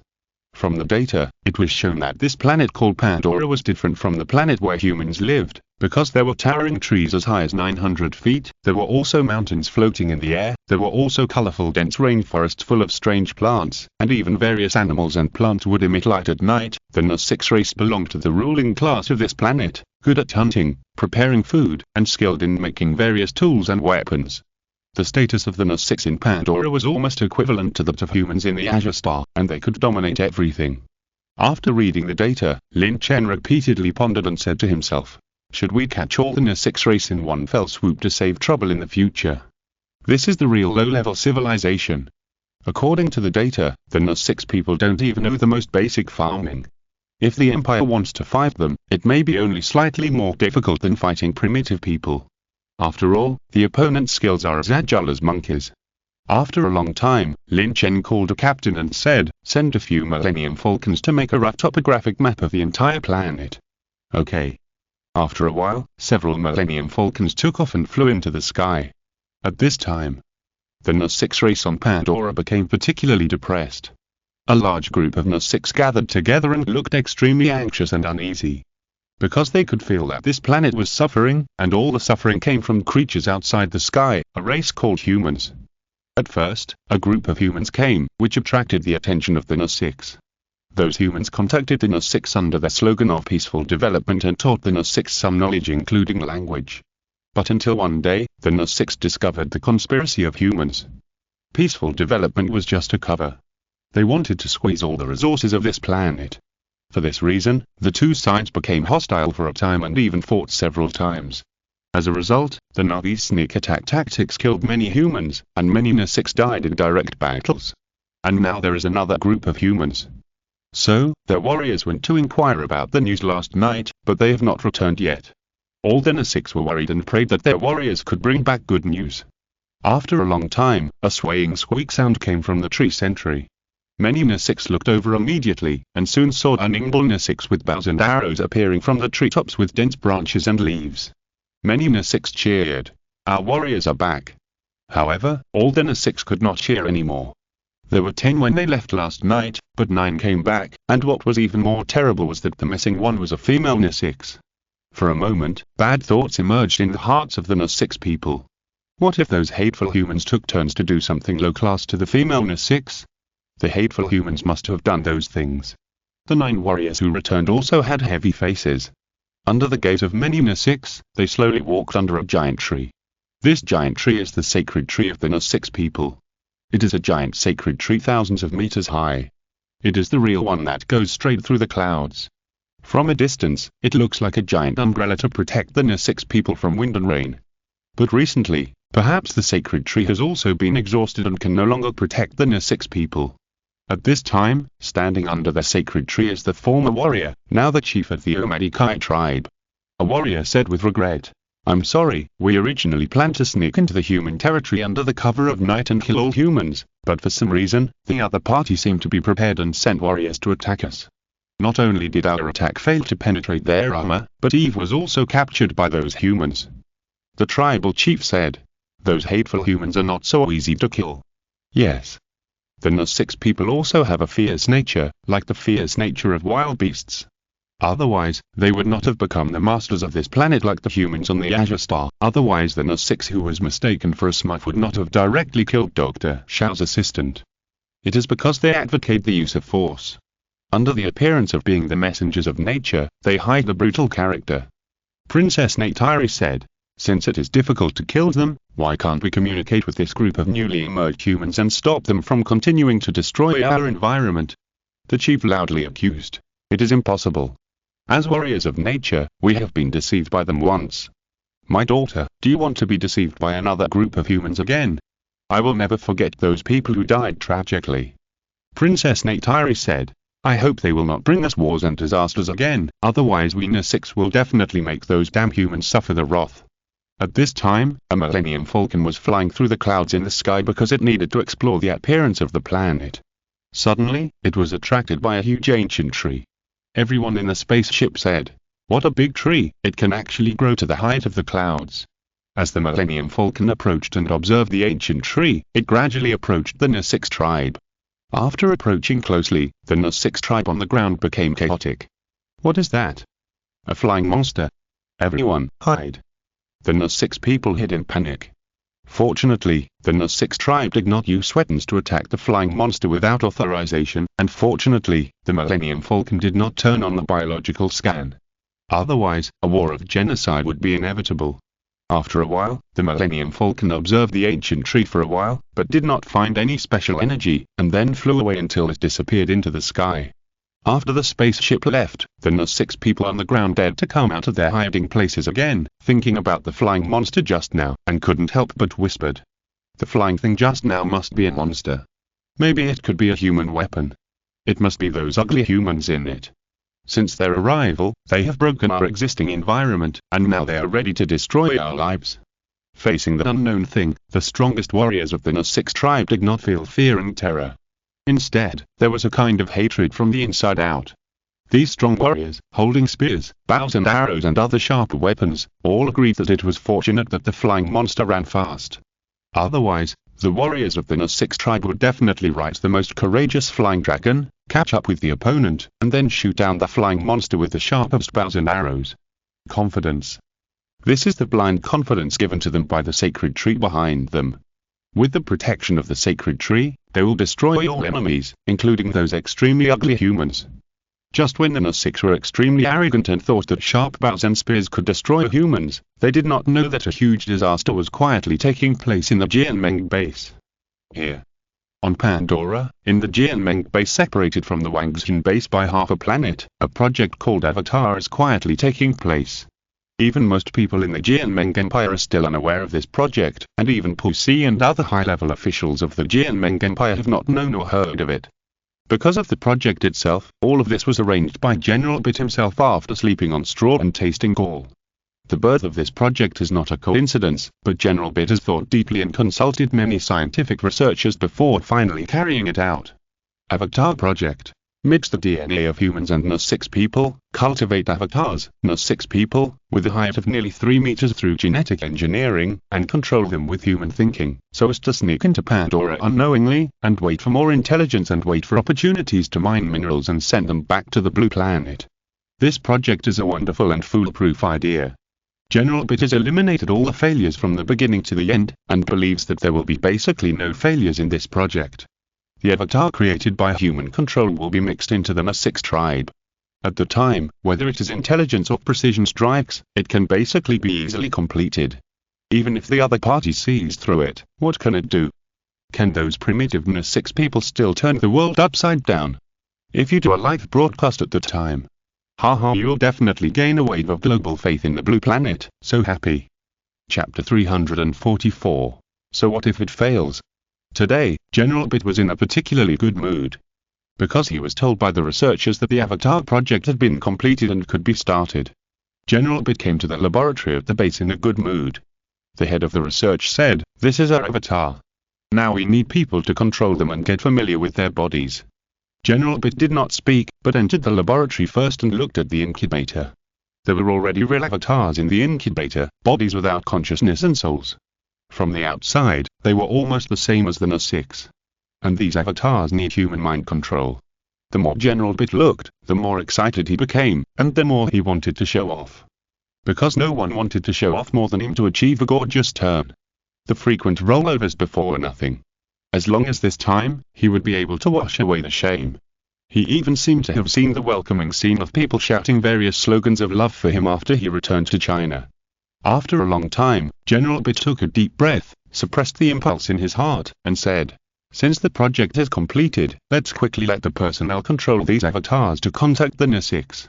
This is the final matching list of personnel. Only the genes of these people can control these avatars." The person in charge handed him a tablet computer with a very sci-fi color. General Bit looked at it and found that the personnel were all very good. Some of them were either plant doctors or biological doctors, but his face suddenly sank when he saw the last one. Fuck, why is there a paralytic? This person's name is Jack. He used to be a Marine and participated in the war with the mimic aliens. Because of your leadership, the tentacles of the mimic aliens penetrated his legs. General Bit's anger suddenly disappeared, and he felt a little apologetic. He smiled bitterly and said, "Well, Jack is not only my soldier, but also a hero of our Jianmeng Empire. Let him come. He will definitely become the pride of all mankind in the future." The next day, General Bit left Pandora on a spaceship. After constantly shuttling in the vast universe, he finally returned to the blue planet. First of all, the most urgent thing for General Bit is to report the itinerary to the old man Pussy, and by the way, tell him about the Avatar project. Soon, General Bit came to Pussy's office. Pussy was stunned when he saw General Bit appear. It took him a long time to react and said in surprise, "Oh, fuck, why are you back, Bit, you idiot? I have good news to tell you." General Bit smiled, as if he was surprised that the old man Pussy praised his project. "I don't want to hear it." Pussy curled his lips. "There is an 80% chance that it will be a moth." This good news from Bit is a bit frightening. You know, on the Resident Evil planet, 300,000 survivors were killed by his foolproof good idea. General Bit. In this case, General Bit's face turned cold. It seems that he has to use his trump card. "I have made a plan to fight against aliens. As long as the aliens are eradicated, we will definitely show our strength." General Bit took out his exquisitely made video clips, which included an avatar about 3 meters tall. Pussy immediately became interested. "This is Avatar Project." General Bit's mouth showed an arc, and he knew that this old man didn't like money or women, but he was extremely obsessed with fame. Any opportunity to show strength would arouse his strong interest. Pussy said with some excitement, "Tell me about it." "It's like this." General Bit told his plan in detail. As long as the Avatar plan could go smoothly, the NUS-6 would be nothing more than the playthings of the Jianmeng Empire. Even catching them all and enslaving this alien race would not be a problem. Pussy was immediately moved. Enslaving an entire race of civilizations was absolutely unique in human history. This was absolutely a demonstration of strength. Saving the world was simply weak compared to enslaving a race of civilizations. What if the car overturns? Pussy was worried again. General Bit asked confidently, "Even if the car overturns, what losses can there be?" Pussy was silent, calculating the adverse consequences of the overturn in his mind. After a long time, he thought and thought, but he couldn't think of any adverse consequences that would be caused by the overturn. What if the car overturns? Can a civilization in a primitive society still cripple the Jianmeng fleet? In the end, the impulsive desire to show off prevailed over reason. Pussy waved his hand and said confidently, "The Avatar plan will be fully implemented. This is definitely a perfect idea. A good idea that will not have any overturns. As long as humans control the Avatar to break into the NUS-6 tribe, it will not be long before the NUS-6 race is captured and enslaved." General Bit stayed on the Azure Star for a few days and then returned to Pandora again. However, this time, he also brought back several humans who could connect with the Avatar from the Azure Star, including several doctors and the disabled Jack. Just arrived at Pandora.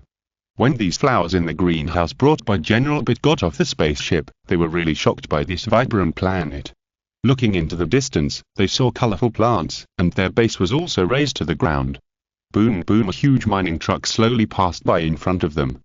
The flowers in the greenhouse immediately swallowed their saliva, because the huge wheels of the mining truck in front of them seemed to have been attacked and were full of arrows. After a while, they officially entered the base. General Bit did nothing, but gave these people a lesson about the subject between races. You are no longer on the Azure planet. You are on Pandora. Remember this at all times. There are dangers everywhere here. Once you leave the base, all the creatures crawling on the ground, flying in the sky, and drilling in the soil will want to kill you. There are humanoid natives here, the NUS-6. The poison on their arrows can paralyze the nerves and kill you in a minute. They are amazing and extremely difficult to kill." After a speech, the people who just came to connect with the Avatar nodded in unison, secretly memorizing every detail in their hearts. But Jack, a paralytic sitting in a wheelchair, asked, "General Bit, can we coexist peacefully with the NUS-6? General Bit said, "No, we have tried to give them transportation, education and medical care, but those damn monkeys don't want it. They just like to eat soil. Instead, they killed many of us. They even wanted to teach us in a whimsical way and prevented us from continuing to mine."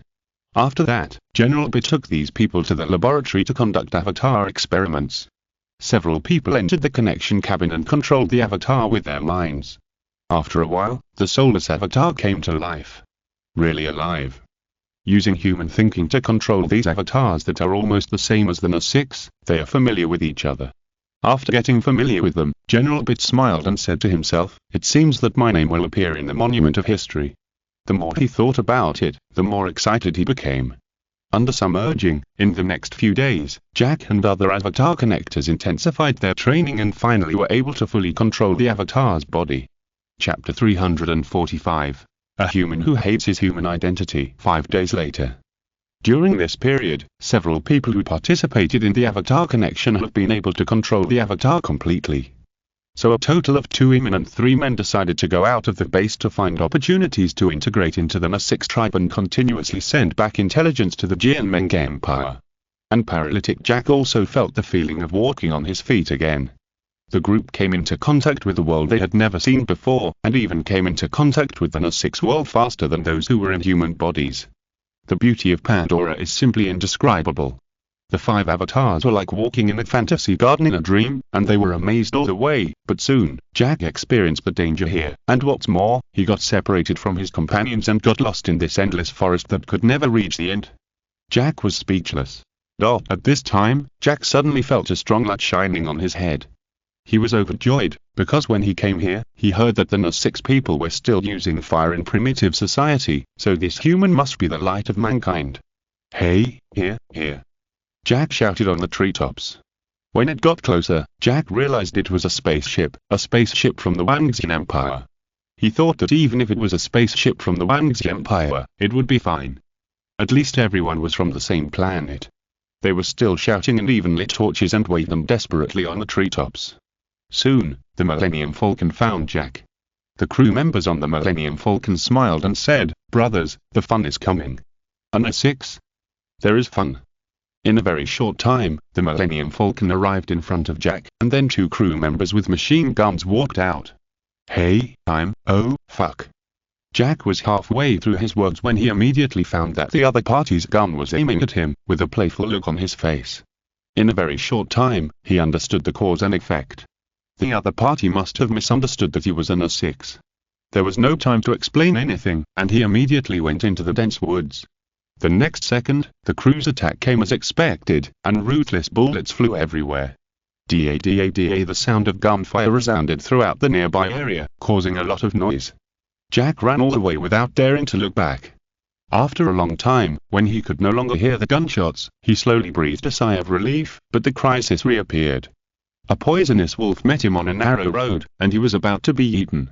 At the critical moment, an arrow shot the lone wolf to death. Jack was saved. The one who saved him was a female Na6. Jack smiled and said, "Hey, hello." After the conversation, the 2 sides knew each other's identities.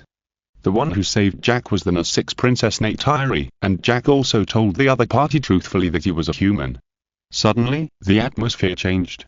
The Na6 Princess Neytiri hated humans as much as she hated the murderer of her father.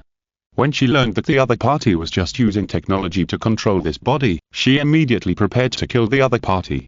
Fortunately, many seeds of the sacred tree appeared in the forest, which saved Jack from danger and was taken back to the Na6 tribe. Because the Jianmeng fleet and the Na6 tribe had contact at the beginning, the communication between them was not difficult. When Jack heard that he was going to the Na6 tribe, he smiled and felt that he was about to complete the task brilliantly. After all, as long as he went to the Na6 tribe, he could gain their trust with just a few words. Once all the Na6 were captured and enslaved, would his name appear in human history? The answer is yes. For example, Jack Sally of the Jianmeng Empire came to Pandora and completed the task brilliantly, becoming a great hero in human history. Even after many years, people will definitely praise his fearless spirit. Jack and Na6 Princess Neytiri talked all the way. But soon, Jack didn't think so, and there was a hint of hesitation on his face, because he learned more about Pandora from the other party. From the other party's mouth, humans became unforgivable demons, and they killed Na6 people wantonly. This is why the other party almost killed him when he heard that he was actually a human. Jack became heavy-hearted. Every time the other party said it, he felt ashamed of the creatures in this world. After a long time, he even developed a mentality of disdain for associating with despicable creatures like humans. He said apologetically, "It turns out that we humans have done so many wrong things to you. I'm sorry. You ugly humans come to destroy nature and dig minerals from the ground. You don't care about the lives of us Na6 people at all." Although the Na6 Princess Neytiri has no intention of killing since she saw the seeds of the sacred tree fall on him, it does not prevent her from hating humans, so her tone is not good. Jack did not blame the other party. Who told his own kind to destroy the other party's homeland for survival? After a long time, Jack and the Na-6 Princess Neytiri came to the Na-6 tribe under their sacred tree. After experiencing a series of things here, Jack relied on the seeds of the sacred tree to gain a foothold in this primitive tribe. But he did not go on the mission again, and did not use his identity to infiltrate the enemy to continuously feed back intelligence to the Jianmeng base. Instead, he concealed it. As time went by, Jack spends half of his time every day controlling the happy life of the Avatar in the Na-6 tribe through his mind. During this period, he also learned that the Na-6 people have always lived in harmony with other species on Pandora and lived a simple and natural life. In the process of getting along with this Na-6 princess, Jack gradually changed his view of humans coming here to mine. He also gradually began to despise the shameless behavior of humans, because humans don't care about the lives of these alien Na-6 for their own development. What's the difference between doing this and robbery? The Na-6 tribe gradually recognized Jack's identity, and what's more terrible is that Jack actually fell in love with the Na-6 princess Neytiri for a long time. A human and a Na-6 woman fell in love with each other. The two creatures combined together under their sacred tree and blended with each other. The two creatures wished to completely merge together, enter each other's body, and let each other feel their enthusiasm. And here, in the Wangxin base, cartloads of minerals were mined and transported back to the Azure Star. The new material elements extracted from these mines played a vital role in the construction of both the Wangxi Empire and the Tianxing Kingdom. On this day, several Millennium Falcons flew back one after another. The captain said, "According to geological exploration, we found that the underground minerals are richer the closer they are to the forest. We speculate that the density of underground minerals is around the tree that reaches the sky." Lin Chen nodded. In front of them was a geological picture presented by Red Queen using data. As the arrows continued to advance, the last arrow moved from the base's mark to a giant tree that was taller than the clouds. It seems that this giant tree contains a large amount of minerals with super precision. At the same time, the Jianmeng base was also speculating that there were a large number of minerals containing new material elements under the Na-6 sacred tree. And they were ready to start taking the resources there first, and by the way, capture all the Na-6 there without leaving a single one, and enslave them. After all, there is a Wangxin fleet that wants to compete with them for resources, and there are fleets from various countries that will be coming later, so in terms of time, they are the first to discover this planet, but they are also the most time-sensitive. That night, General Bit summoned all the people who participated in Avatar. At the meeting, General Bit directly claimed that he would go and blow up the Navi's sacred tree in 5 days. After hearing this, Jack, who had just installed the Avatar connection device, felt a sudden shock in his heart. During this period of time, he almost forgot that he was a human being, but a glorious Na-6. Now he heard that the base was going to blow up the Navi's sacred tree. How can this be possible? Author's words. The struggle for the survival and development of races is inherently cruel. There is no justice, only different positions. From the perspective of humans, Jack is a traitor to mankind. One reader said that he is a traitor to mankind. Chapter 346. Chapter 342.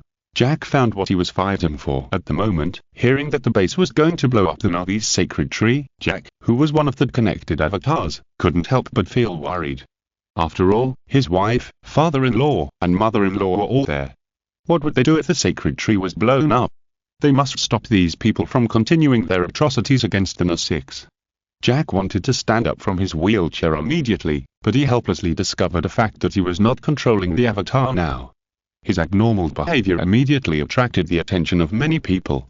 Jack immediately said, "Why do we have to blow up the Navi's sacred tree? Do we have to destroy the Navi's homeland and go to war with them?" General Bit's face sank and said, "Fuck, you didn't get lost in that forest and forgot who you are, did you?" His face was vaguely unfriendly. His own soldier actually spoke for the Na-6. If it weren't for the fact that he had made great contributions to mankind, he would really want to beat him up. Jack's face suddenly changed, as if he had been exposed in a lie, and he hurriedly said, "I will try to persuade them to leave the sacred tree." General Bit directly refused and said, "No need, they are just a group of primitive monkeys." Late at night, Jack lay in bed tossing and turning, unable to sleep, his mind full of questions about humans, Avatar, Na-6, sacred trees, etc. All of which made it difficult for him to make a decision.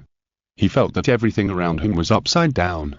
It seemed that the people around him were intentionally or unintentionally alienating him, as if he was dreaming, as if only the Na-6 tribe was the real world. I couldn't believe that in just 2 months, I had become like this, forgetting my previous life, and who I was and what my identity was. I thought of the extremely smooth body of N6 Princess Neytiri, her fiery passion, and the malady that entangled my dreams. Suddenly, it seemed as if something was stirring in my body, which eventually prompted him to get out of bed, quietly enter the laboratory, and then enter the connection cabin between avatars controlled by thoughts. Now he was eager to make out with the N6 Princess Neytiri and vent his unhappiness. Soon, Jack's mind-controlled avatar, who was thousands of miles away. What a great body! Jack looked at his avatar's strong body, and a sense of pride from inside to outside burst out unprecedentedly. In this case, he looked at the N6 Princess Neytiri who was sleeping on the rattan mat, and an unprecedented heat flow rushed into his body, and he immediately pounced on her. After a storm in the forest, Jack hugged the N6 Princess Neytiri who was lying on him with both hands, and slowly said, "Can we N6 leave here and move to other places?" N6 Princess Neytiri became excited and smiled. "What did you just say?" She was happy that Jack had regarded himself as a member of the N6 tribe, but she couldn't be happy afterwards. Move, leave the sacred tree? This is absolutely impossible. Soon, Jack called all the N6 people together and said loudly, "Everyone listen to me, we have to leave here, because there is an evil force coming here, and it wants to blow up our sacred tree." The N6 tribe immediately fell into a panic. The chief asked, "Jack, are you talking about humans?" "Yes." A sharp light flashed across the chief's face, and he said, "Jack, you're a member of our N6 tribe, right?" "Yes." "I want to talk to your leader. As long as you can let us enter the human territory under the cover of night, I will personally talk to your human leader about the rest of the matter, and I can also make you a real N6 through the sacred tree." Jack flatly rejected this approach. If the N6 were allowed to enter the base under the cover of night, these natural hunters would surely stir up a bloody storm. However, the development of the situation made it impossible for all the N6 to react, including Jack, the NA. The next day, in order to seize the pure ore under the sacred tree of the N6 first, General B took the lead in launching a plundering plan. 12 giant bulldozers drove out of the Jianmeng base and pushed all the way to the center of the forest.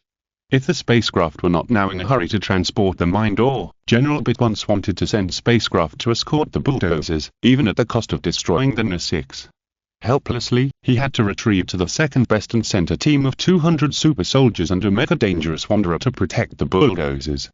Their actions naturally did not hide from the eyes of the Wangxin base.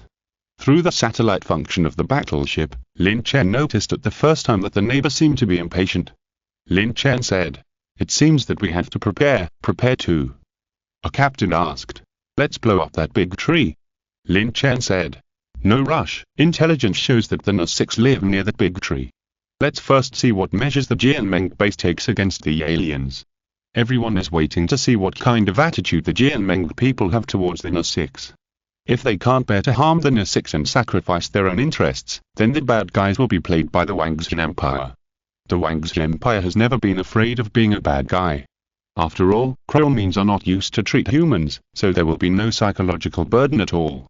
And here, in the endless forest of Pandora, 12 giant bulldozers were dispatched, pushing down one towering ancient tree after another, and the huge noise quickly attracted the attention of the N6.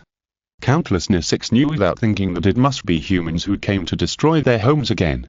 Their strongest warriors went out and rose up to resist, but when they saw the power of the Jianmeng fleet, they looked at the giant monster over 80 meters in height in their sight like a hill, and then they took a breath. What a big monster! Mother Goddess, this group of humans must be evil demons. However, as the strongest warriors of the tribe, they had to protect their homes and women. They had no time to be afraid and still picked up their weapons and aimed at the human metal giants. N6 shouted, "Shoot!" Countless arrows shot at the dangerous wanderers of the Jianmeng Empire. But the next scene was useless. Ding ding ding seemed to be able to only make a series of crisp sounds. The driver inside said unhappily, "These damn aliens, they really don't want to accept my toast. Let them taste the missiles." The dangerous wanderer launched an attack. The machine gun loaded on the giant bulldozer also began to pour fire aimlessly into the dense jungle. Da boom boom, the originally dense primeval forest became restless. The giant tree was blown down, and some unfortunate N6 were hit by stray bullets and died on the spot. This was a small-scale conflict with a huge disparity in strength. The bows and arrows of the NS-6 could not cause any substantial damage to the bulldozer and the dangerous wanderer except for killing some super soldiers wearing exoskeleton armor. Watching the tragic death of one NS-6 warrior after another, Jack fell into a huge contradiction, because he was a human being, but he couldn't bear to watch the tragic death of one NS-6 after another.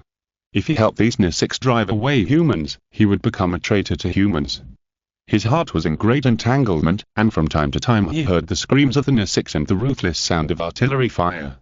After a long time, the NS-6 Princess Neytiri found him, pulled up his right hand and prepared to escape from this place, away from the killing of humans. The appearance of NS-6 Princess Neytiri, who was determined to find her own place despite the risk of life and death, touched Jack for a moment. At the same time, Jack's face showed a look of relief, and he decisively gave up running away, because he realized that he seemed to have found something worth fighting for. Chapter 347. Frustrated and gradually going crazy. Although Jack is a human, he wants to stop humans from continuing to kill and protect these NS-6. Jack has firm confidence. With him, a human who understands human society, when he decides to help the NS-6, then there is no doubt that the weaknesses of humans will be exposed. Then, Jack began to command the NS-6 to counterattack. Originally, the NS-6 warriors did not believe it, but later gradually believed in this avatar controlled by humans. After all, the NS-6 are not familiar with the weaknesses of Mechas, but Jack understands. Especially he who participated in the Black Continent self-defense war of Azure Star. Those mimic aliens burned the Angel of the Sun never set alliance with fire, and the hot flames scorched the driver inside. Jack shouted to the NS-6, "Use fire, use a big fire." The NS-6 immediately dispatched a fire dragon. One by one, the NS-6 warriors rode the fire dragon from the sky and spewed out a big fire. The forest caught fire, the fire took advantage of the wind, and the wind took advantage of the fire. At the beginning, the Jianmeng people were stunned by the sudden counterattack, which was actually a big fire. Damn it. The fire gradually grew bigger and bigger, and this area of the forest was completely covered by the endless fire. There was no way out. In the end, only one Danger Ranger fled back to the base in disgrace, and 12 bulldozers and 200 super soldiers, without exception, all died in the fire. And here, General Bit of the Jianmeng base had a gloomy face. In front of him was a picture sent by the Danger Ranger who had just been retrieved in a panic. In the picture, a NS-6 led the NS-6 to launch an attack. General Bit became more and more angry, because the NS-6 who led the counterattack and made plans was the avatar who walked out of the base, the avatar controlled by Jack. Did Jack lead the NS-6 to launch a counterattack, causing us to suffer a great loss in this small-scale conflict? The Mecha pilot brother said angrily. It should be. At the beginning, we beat the NS-6 like beating dogs, but after a while, the group of NS-6 seemed to have opened their minds and used fire attacks on us. Before leaving, we recorded the avatar controlled by Jack. As soon as these words came, every soldier present was angry, boundless anger. Because a human actually helped the indigenous NS-6 here to fight humans. How much they hoped that this small-scale conflict was with the Wangzhen base. Even so, everyone would not be so angry even if they lost. However, except for occasional contact with this side, the Wangzhen base had almost no more intersections with the Jianmeng base. As a result, it was their own people who helped the NS-6 defeat the Jianmeng base. General Bit shouted loudly, "Come on, tie up that bastard Jack's termination connection cabin." A group of soldiers immediately rushed into the laboratory with murderous intent. The route ignored the scientist's obstruction and directly tied Jack in front of Bit. With a dong sound, General Bit rushed forward and punched him in a rage. No soldier had mercy on Jack. Do you think you are no longer a human because you have a tail? I tell you, you have been a human all your life. Your ancestors and your descendants will always be human, and this will never change. But what you did has brought shame to our Jianmeng Empire and all of us humans. You actually helped a group of aliens to fight our own people. I will shoot you now. General Bit yelled and directly pulled out a gun and put it against Jack's head. They could not accept this fact, the fact that they were betrayed by their own people.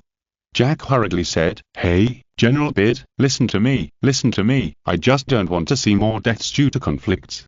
There must be a peaceful solution between us and the NS-6. Bullshit, go to hell." General Bit yelled and was about to pull the trigger. At the critical moment, the assistant shouted, "Wait a minute." Jack breathed a sigh of relief. The others all looked at General Bit's assistant in confusion.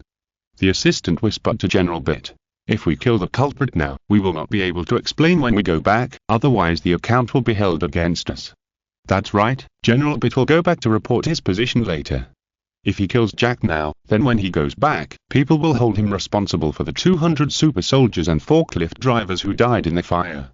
If these people died in the battle with the aliens, it would not affect him at all, because war has cruel rules on the battlefield, but no one wants to be betrayed by their own people. So Jack cannot be killed yet, he can only be sent back to be tried by the Jianmeng Empire. General Bit thinks what the other party said is reasonable. In fact, he still has some reluctance to kill this soldier who used to be his. After a mental struggle, he finally took back the gun and chose to imprison him. He will send this traitor back to the Jianmeng Empire after solving the N6. General Bit said, "Lock up this idiot, and the scientist who just stopped them." A group of soldiers all responded, "Yes." General Bit said to his assistant, "Notify the fleet to assemble in 3 days, temporarily suspend the transportation of ore, first destroy the tree of the N6, and then arrest all the N6 and send them back to the Blue Star for enslavement." Jack, who was being taken away, happened to hear this. He didn't know how powerful the fleet was, but he knew that once the fleet set out, it would be absolutely invincible on this planet except for the Wangzhen fleet. And now, in 3 days, they are going to catch all the N6. After Jack was taken away, General Bit and his assistant stayed in the room. The two talked from time to time. Will Jack really be shot when he returns to the Empire? This is a must. What he did today has betrayed us humans, and all of Jack's information has been erased. After all, our Jianmeng Empire cannot have the first human traitor. After all, Jack's legs were crippled because of me. Is there any way to save him? There is only one way. Capture the leader of the N6 people, let Jack kill the leader of the N6 people in front of our soldiers, and confess that he is possessed by the devil. Finally, exterminate all the N6 people, so that the matter can be concealed. General Bit looked grim, looked out the window, and said for a long time, "Then exterminate the N6 people, leaving no one behind. Let our fleet capture the chieftain of the N6 people in 3 days." At night, Jack felt that he could no longer be timid. He had to protect the weak N6 race, stop this unprovoked killing, and fight for freedom. But being imprisoned was a problem at the moment. However, he had like-minded friends who were not caught, and other people who came with him. They also hated the killing of N6 by humans and believed that there must be a way to solve it. So they would definitely come to save themselves. Sure enough, Jack was rescued by his companions in the middle of the night when everyone was asleep. He immediately entered the connection cabin to control his body. Everything went unexpectedly smoothly. If there was anything to blame, it could only be blamed on General Bit for being too confident in his own people. He thought there was only one traitor, and he did not expect that Jack and his companions would actually use drugs to knock down the soldiers who imprisoned Jack. Soon, Jack controlled a Fardata in the N6 tribe. He hurriedly called everyone, including his father-in-law and wife, and told everything in front of all the N6. The chief at the N6 said, "Jack, my son-in-law, you have done a great job. You are worthy of being a hero of our N6. Tomorrow night, you will help us enter the human territory smoothly. We just need to catch Bit, the leader of the human race, and threaten him to stop mining." "Okay, no problem." Jack gritted his teeth and said, "Here is his beloved wife, and the catastrophe of the N6 is coming. He wants to participate in this meaningful battle." Thinking of what happened during the day, he was almost shot, and no one pleaded for him. In this extremely painful situation, Jack's heart was ruthless. Since humans no longer accept him, what's wrong with becoming a traitor to humans? Anyway, the N6 tribe has a way to turn himself into a real N6 and stay on Pandora forever. However, he finally thought of something, and said seriously, "Catch Bit and threaten him.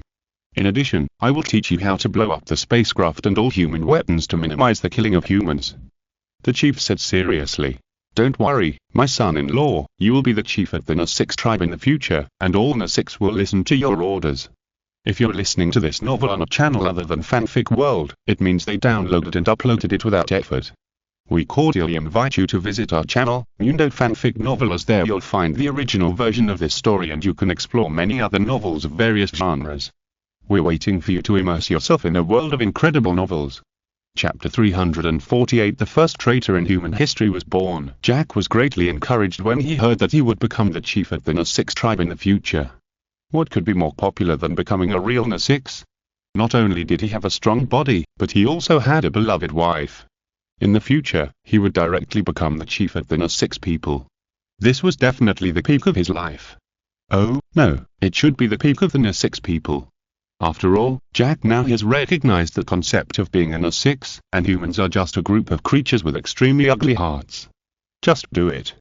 After the plan was agreed, Jack immediately withdrew from Avatar and hurried back to fake the illusion that he had not escaped, but his companions had already started to prepare for tomorrow night's plan.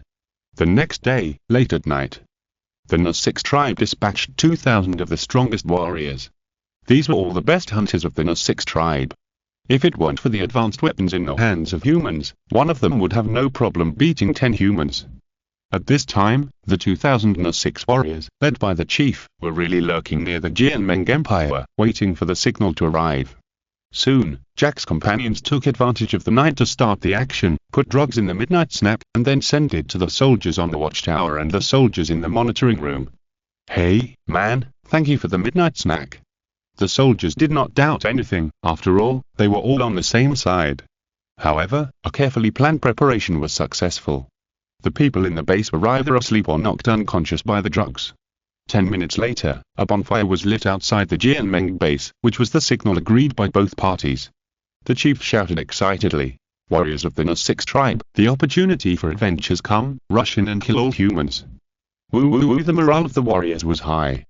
These more than 2,000 NS6 warriors, each of them was extraordinary and very agile. They jumped off the treetops and entered the Jianmeng base unimpeded, setting off a bloody storm. They were overwhelmed by revenge and raised their butcher knives, asking these hateful humans to repent for the dead NS6.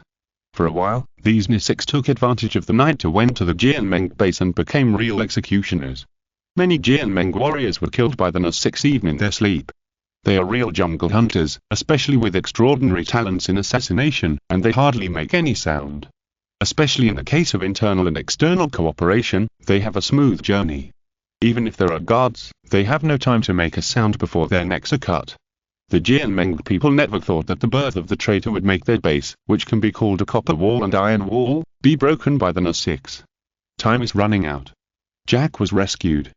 In order to give the NS6 more bargaining chips in the negotiations, he and another companion took several NS6 to blow up the ammunition depot of the Jianmeng base, so that General Bit would choose to compromise and stop mining the minerals of this planet.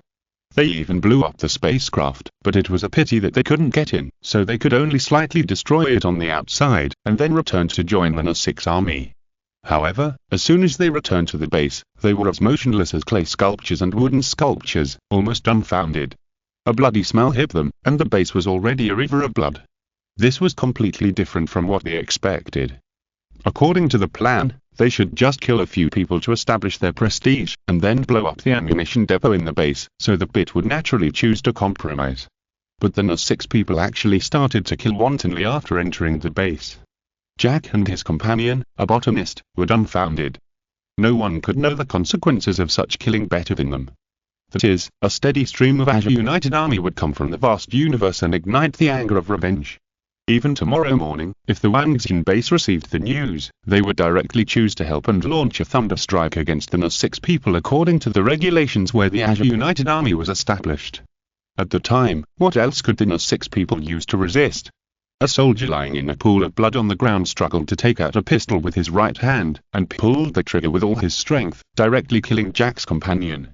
The soldier spat out blood and cursed with difficulty, "The traitor deserves." There was no sound behind him, and the soldier lay motionless in a pool of blood. Jack's heart was cold. At this time, the dense explosions and gunshots in the base completely woke up many Jianmeng people who were sleeping soundly. The whole base was suddenly blown up. Because the NS6 took advantage of their deep sleep to sneak into the base and killed many people. General Bit ran out with his pants up and asked loudly, "What's going on?" A soldier shouted, "I don't know, there are NS6 everywhere," and a guard at the door wrote the word Jack in blood. General Bit felt a hot current rushing to his forehead. It was that damn Jack again. Was he really going to go all the way and completely forget his human identity? After all, the warriors of the Jianmeng Empire had undergone systematic and rigorous training. After the initial panic, they quickly gathered together rhythmically. After preliminary estimates, at least half of the people were missing, and where did the other half go? Everyone's heart became extremely sad. General Bit endured the discomfort and asked, "What's the situation now? There are NS6 people everywhere. They attacked us in the dark. We're in a disadvantageous situation now." It is estimated that half of them have died in their sleep. Now we can't go out and drive the warship. General Bit shouted, "Go to the ammunition depot." The ammunition depot was blown up inexplicably. General Bit's eyes turned black and he almost fell to the ground. At present, it has basically been confirmed that Jack betrayed humans, otherwise those NA6 people don't understand the ammunition depot at all, and they will not use people's hearts to let the NA6 people successfully enter the base. Everyone who can move, find a shelter for me, try to delay time, and the reinforcements will arrive soon. General Bit roared loudly. Countless arrows shot at him, and he had to hide in the shelter. But the regret in his heart almost made him rush out to find Jack and kill him with his own hands. General Bit was both regretful and angry. His heart was bleeding. Jack's behavior was chilling and shocking. At this time, Jack finally found the chief at the NA6 people and hurriedly said, "Father, how could you do this?" The chief frowned, looked at the human in front of him and asked, "Jack?" "It's me." "Jack, you have to understand that we NA6 people have an irreconcilable hatred with humans. Only by eliminating them all can we protect the environment of this world. But we can't kill innocent people indiscriminately." The chief roared, "Jack, don't forget who you are. You are my son-in-law. After this battle is over, the NA6 people will turn you into a real NA6 through the sacred tree." It was rare that the arrows shot from the sky had a brief pause, and General Bit looked over. He was furious at the sight. At the intersection of their eyes, Jack was flirting with the NA6 people. "Jack, you human traitor, my assistant and I are still thinking about how to save you, but you let the NA6 people here and killed so many compatriots. Just wait, all the NA6 people must die." General Bit cried and roared. If it weren't for his soft heart and he shot Jack directly, it wouldn't have developed like this. Jack lowered his head in guilt. The chief at the NA6 people patted his shoulder and said, "Jack, you are my good son-in-law. As long as all these people are wiped out, no one will know that you betrayed humans, and then you can continue to live here with another identity." Jack's expression changed. "Yes. As long as all the people in the base are killed, no one will know that all this was done by him. Even if a big fire is set here to destroy the bodies and the traces, people who come from the Blue Star later will think that they have died." Great, this idea is really great. At the time, in fact, he had already become the chief at the NA6 tribe, and lived a happy life with his wife. With this thought, in order to show his determination, Jack immediately took a pistol and shot several bullets at the bunker held by the Jianmeng people. After a while, the two sides started a short confrontation again. This confrontation was inconclusive. Although humans relied on the advantages of weapons, the NA6 were also natural hunters, and the bows and arrows in their hands were extremely accurate. After a long time, General Bit gritted his teeth and asked his assistant to contact Wang Xin base. He couldn't delay any longer. After operating the tablet computer, the assistant beside him shouted with relief, "All the strong warriors, hold on for a while. Wang Xin base has agreed to come to our aid and is dispatching personnel to help us." Chapter 349 Rape. Hearing that the Wang Xin base was about to come to help, everyone couldn't help but breathe a sigh of relief. Compared to seeing Wang Xin run unhappy, but no matter how unhappy they were all the same kind, but the NA6 on the opposite side were different, and there was also this human traitor Jack. That damn bastard actually betrayed humans. "Brothers, hold on, we just need to delay the arrival of Wang Xinren's spaceship. Kill all the NA6. Capture Jack alive and let him accept the trial from the entire blue planet." While morale was greatly encouraged, people fought back in cover. After a stalemate between the two sides, in a short period of time, it was found that neither side could do anything to the other. In the end, the NA6 retreated continuously. However, these NA6 people's blue faces were obviously filled with a thick smile that could not be concealed. Since humans came to this world, these NA6 people have forgotten what a smile is. Every day, a large number of NA6 are slaughtered, many trees are cut down, and a large amount of resources are mined. As the indigenous residents of the entire planet, it would be strange for them to be happy. But now, they finally got revenge for the NA6 who died. Because tonight, these 2,000 strongest warriors of the NA6 tribe broke into the human territory and killed almost half of the people in the human territory. How could the NA6 not be happy with such a gratifying record? But in this team, Jack, who was carried by the NA6, did not look happy. Now he has regained his sanity after the madness and fell into deep thought. Maybe these NA6 people don't know what consequences will be brought about by what they did tonight at the Jianmeng base, but he knows it better than anyone else. The two sides are equivalent to tearing their faces apart directly, and it has become a situation of no end to life. If the previous plan was to exploit the resources of this planet and enslave the N6, after today, this plan will become a plan to exterminate the N6. No force will speak for an alien race. The chief of the N6 people smiled and said, "Hey, my son-in-law, you should be happier. Your body is in our tribe. Now you just need to go back and you can become a real N6. Jack said, "We're in trouble." The chief didn't take it seriously at all and said, "Don't be afraid. We N6 people have other tribes. It won't be long before the warriors of these tribes will fight back with us and will definitely destroy that group of hateful humans." Just when these N6 people were heading towards their sacred tree. And here, the rescue of Wang Xin base also came. 5 Millennium Falcons descended from the sky. Seeing this scene, many Jianmeng people breathed a sigh of relief. Compared with the N6 people, they prefer to be with Wang Xin people at the moment. After all, the two empires of Jianmeng and Wang Xin are both human countries and are only in a competitive relationship, but the N6 people are different and are not the same species as humans. They are finally here. The arrival of the Wang Xin spaceship gave Jianmeng base a sense of security. Soon, the Millennium Falcon landed on the ground, and a marine battalion of 200 marines walked out of the spaceship one after another. The last one to walk out was Lin Chen. At this time, Lin Chen and others came here for no apparent reason.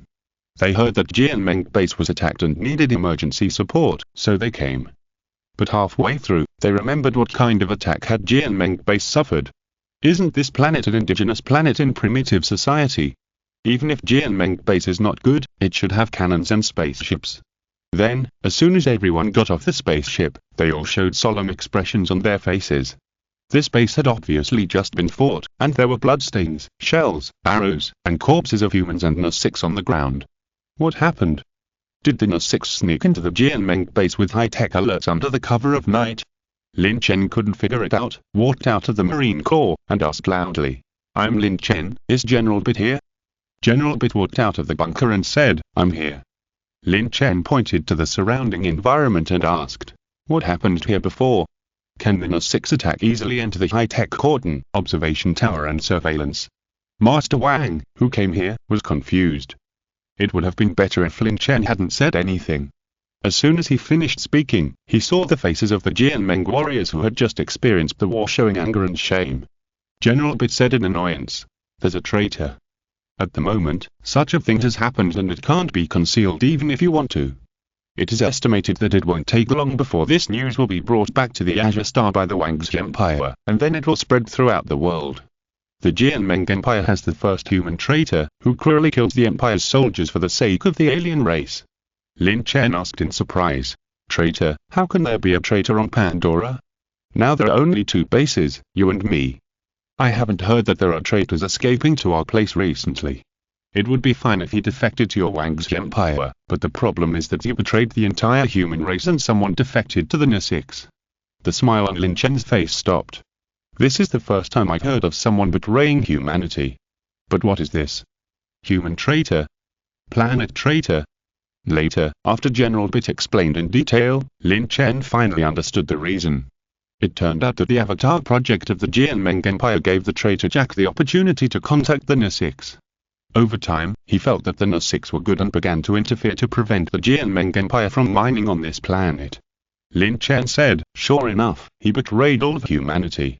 Because as we all know, the struggle for the survival and development of a race is inherently cruel, and it also requires a high degree of unity, otherwise this race can only be eliminated in the development of history.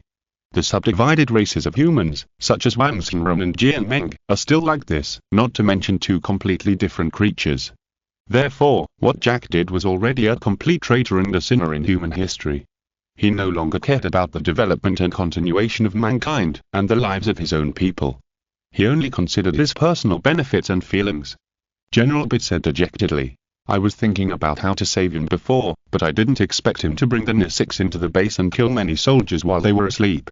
Preliminary estimates show that at least 3,000 people were killed, which is half of the population of the base. It's all because of that damn Jack, he is a traitor." Lin Chen nodded and said, "Yes, a traitor, a spy who betrayed humanity." General Bit expressed his gratitude. "This time I also want to thank you for rushing over in the middle of the night when you heard that we were attacked." Lin Chen asked. What are your plans next? Let's talk about it after the logistics and supplies arrive. In this battle, few of our battleship pilots survived. We have to slow down for the time being. If you are going to blow up the tree, I will go with the battleship. Well, we will collect some interest from you in a few days and blow up the big tree. Do you want to capture Jack as well? Lin Chen's eyes were cold. Traitors who betrayed humans are not only despised by the Jianming Empire, but also by all mankind. General Piccolo expressed his gratitude again. Thank you very much. If it were in the past, General Piccolo would never accept the other party's assistance, but at this moment, he was filled with hatred. Not only him, but everyone in the base was angry. It would be best if the traitor could be brought back one day earlier. The next day, at the Wangzhen base, they did not blow up the tree immediately, but made some preparations. After all, the spaceships are very busy now, and each spaceship has a fixed task to transport ore. To blow up the tree, you need to make arrangements first. While making arrangements here, the news about the traitor Jack was also sent back to the Blue Star. The senior officials of the Wangzhen Empire were all stunned, looking at the world traitor and fell into deep thought, and they didn't understand why Lin Chen had to send back information about the traitor from the other side of the starry sky. But after taking a look, they were all shocked. Traitor.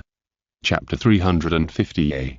Fact that is hard for the whole world to accept. After reading the information carefully, people suddenly realized what a traitor meant. A traitor is a new term. After all, humans had never really left the planet before, but now it is different. Interstellar travel is no longer a distant dream, and they have begun to contact all kinds of aliens. A traitor is a scum who sells out the interests of the human race for his own interests or for some other reasons. Anyone who betrays humanity and surrenders to the enemy can be called a traitor. Jack from the Jianming Empire is the first traitor in human history. He actually colluded with the N6. After reading the information, Jiang Mingjuan said to his secretary, "Spread this news. At present, racism is at its peak, and the birth of a traitor can sound a wake-up call for the world." In a very short time, the calm Blue Star was blown by the wind. An unprecedented storm is brewing with the Wangzhen Empire as the center. When the time is right, a global notice is issued, which brings an unprecedented uproar to the world and all mankind. The first traitor of mankind was born. He was Jack Sully of the Jianming Empire. He betrayed the interests of mankind for his own selfish interests and betrayed the Jianming Empire's base on Pandora. He took advantage of the night to bring the planet's native N6 into the base and set off a bloody storm. About 3,000 Jianming people were unfortunately killed. The photo and message of the N6 were attached to the back. When the news came out, countless people were shocked. Human traitor. The Jianming Empire has a traitor to mankind. Many people deeply feel that they have a sense of pride, that is, the pride of being human. From the physiological characteristics to the appearance, they should definitely be the protagonist race in the universe. Whether in all aspects, including culture, they are completely better than those aliens with very casual looks. But now, the Jianming Empire has a traitor to mankind. Disgusting. Moreover, look at what those N6 look like, their skin is still blue. Do you think they are the blue elves in the forest? That's it. Any normal person would never come into contact with those ghost things.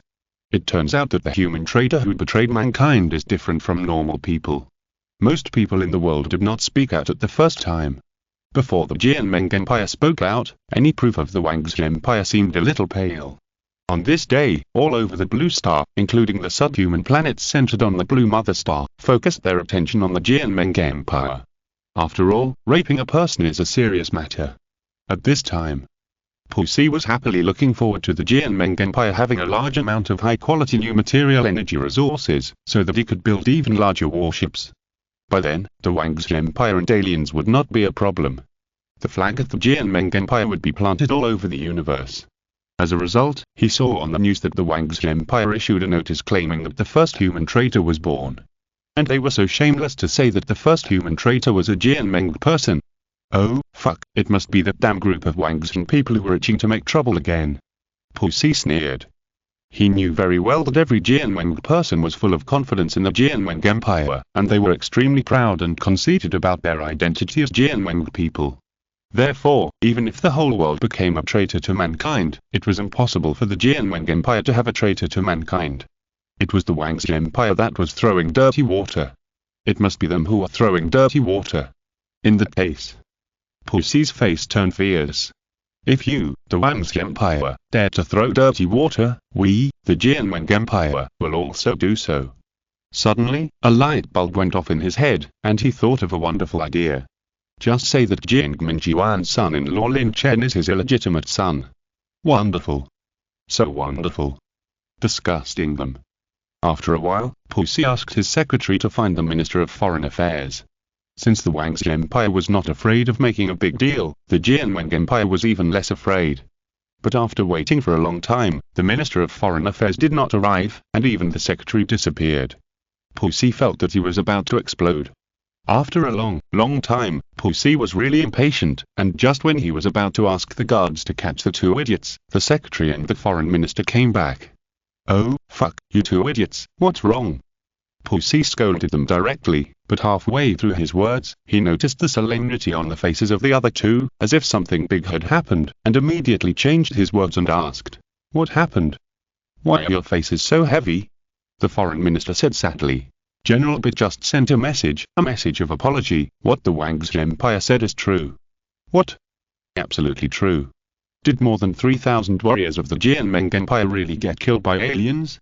"Yes, that Jack colluded with the N6, working inside and outside, causing our vigilance to lose its effect, and entered the base while we were sleeping." Pussy's face had lost all the smiles. It turned out that the Jianmeng Empire really had the first traitor in human history. The foreign minister said, General Bit claimed that he was the main person responsible for all this. If it weren't for his avatar plan, none of this would have happened.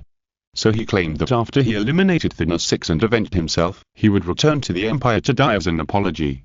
Pussy waved his hand and said, "Tell that idiot Bit that as long as he slaughtered all the N6, it would be an apology. I have also seen the avatar plan, and I am also responsible."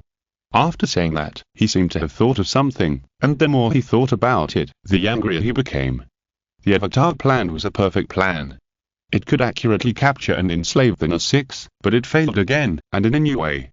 Who the hell could have thought that in order to prevent the Jianmeng Empire from showing its strength, the goddess of fate would rather have a traitor than let it show its strength? "What about us now?" Pussy said naively, "What can we do?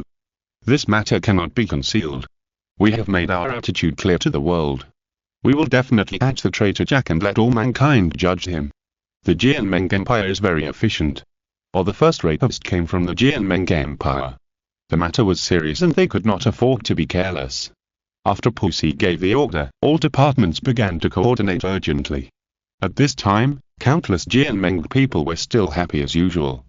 When they heard about the global statement of the Wang's Empire, their first reaction was disbelief. "What a thing, why don't we have a sharing good things, but we have to take all the bad things?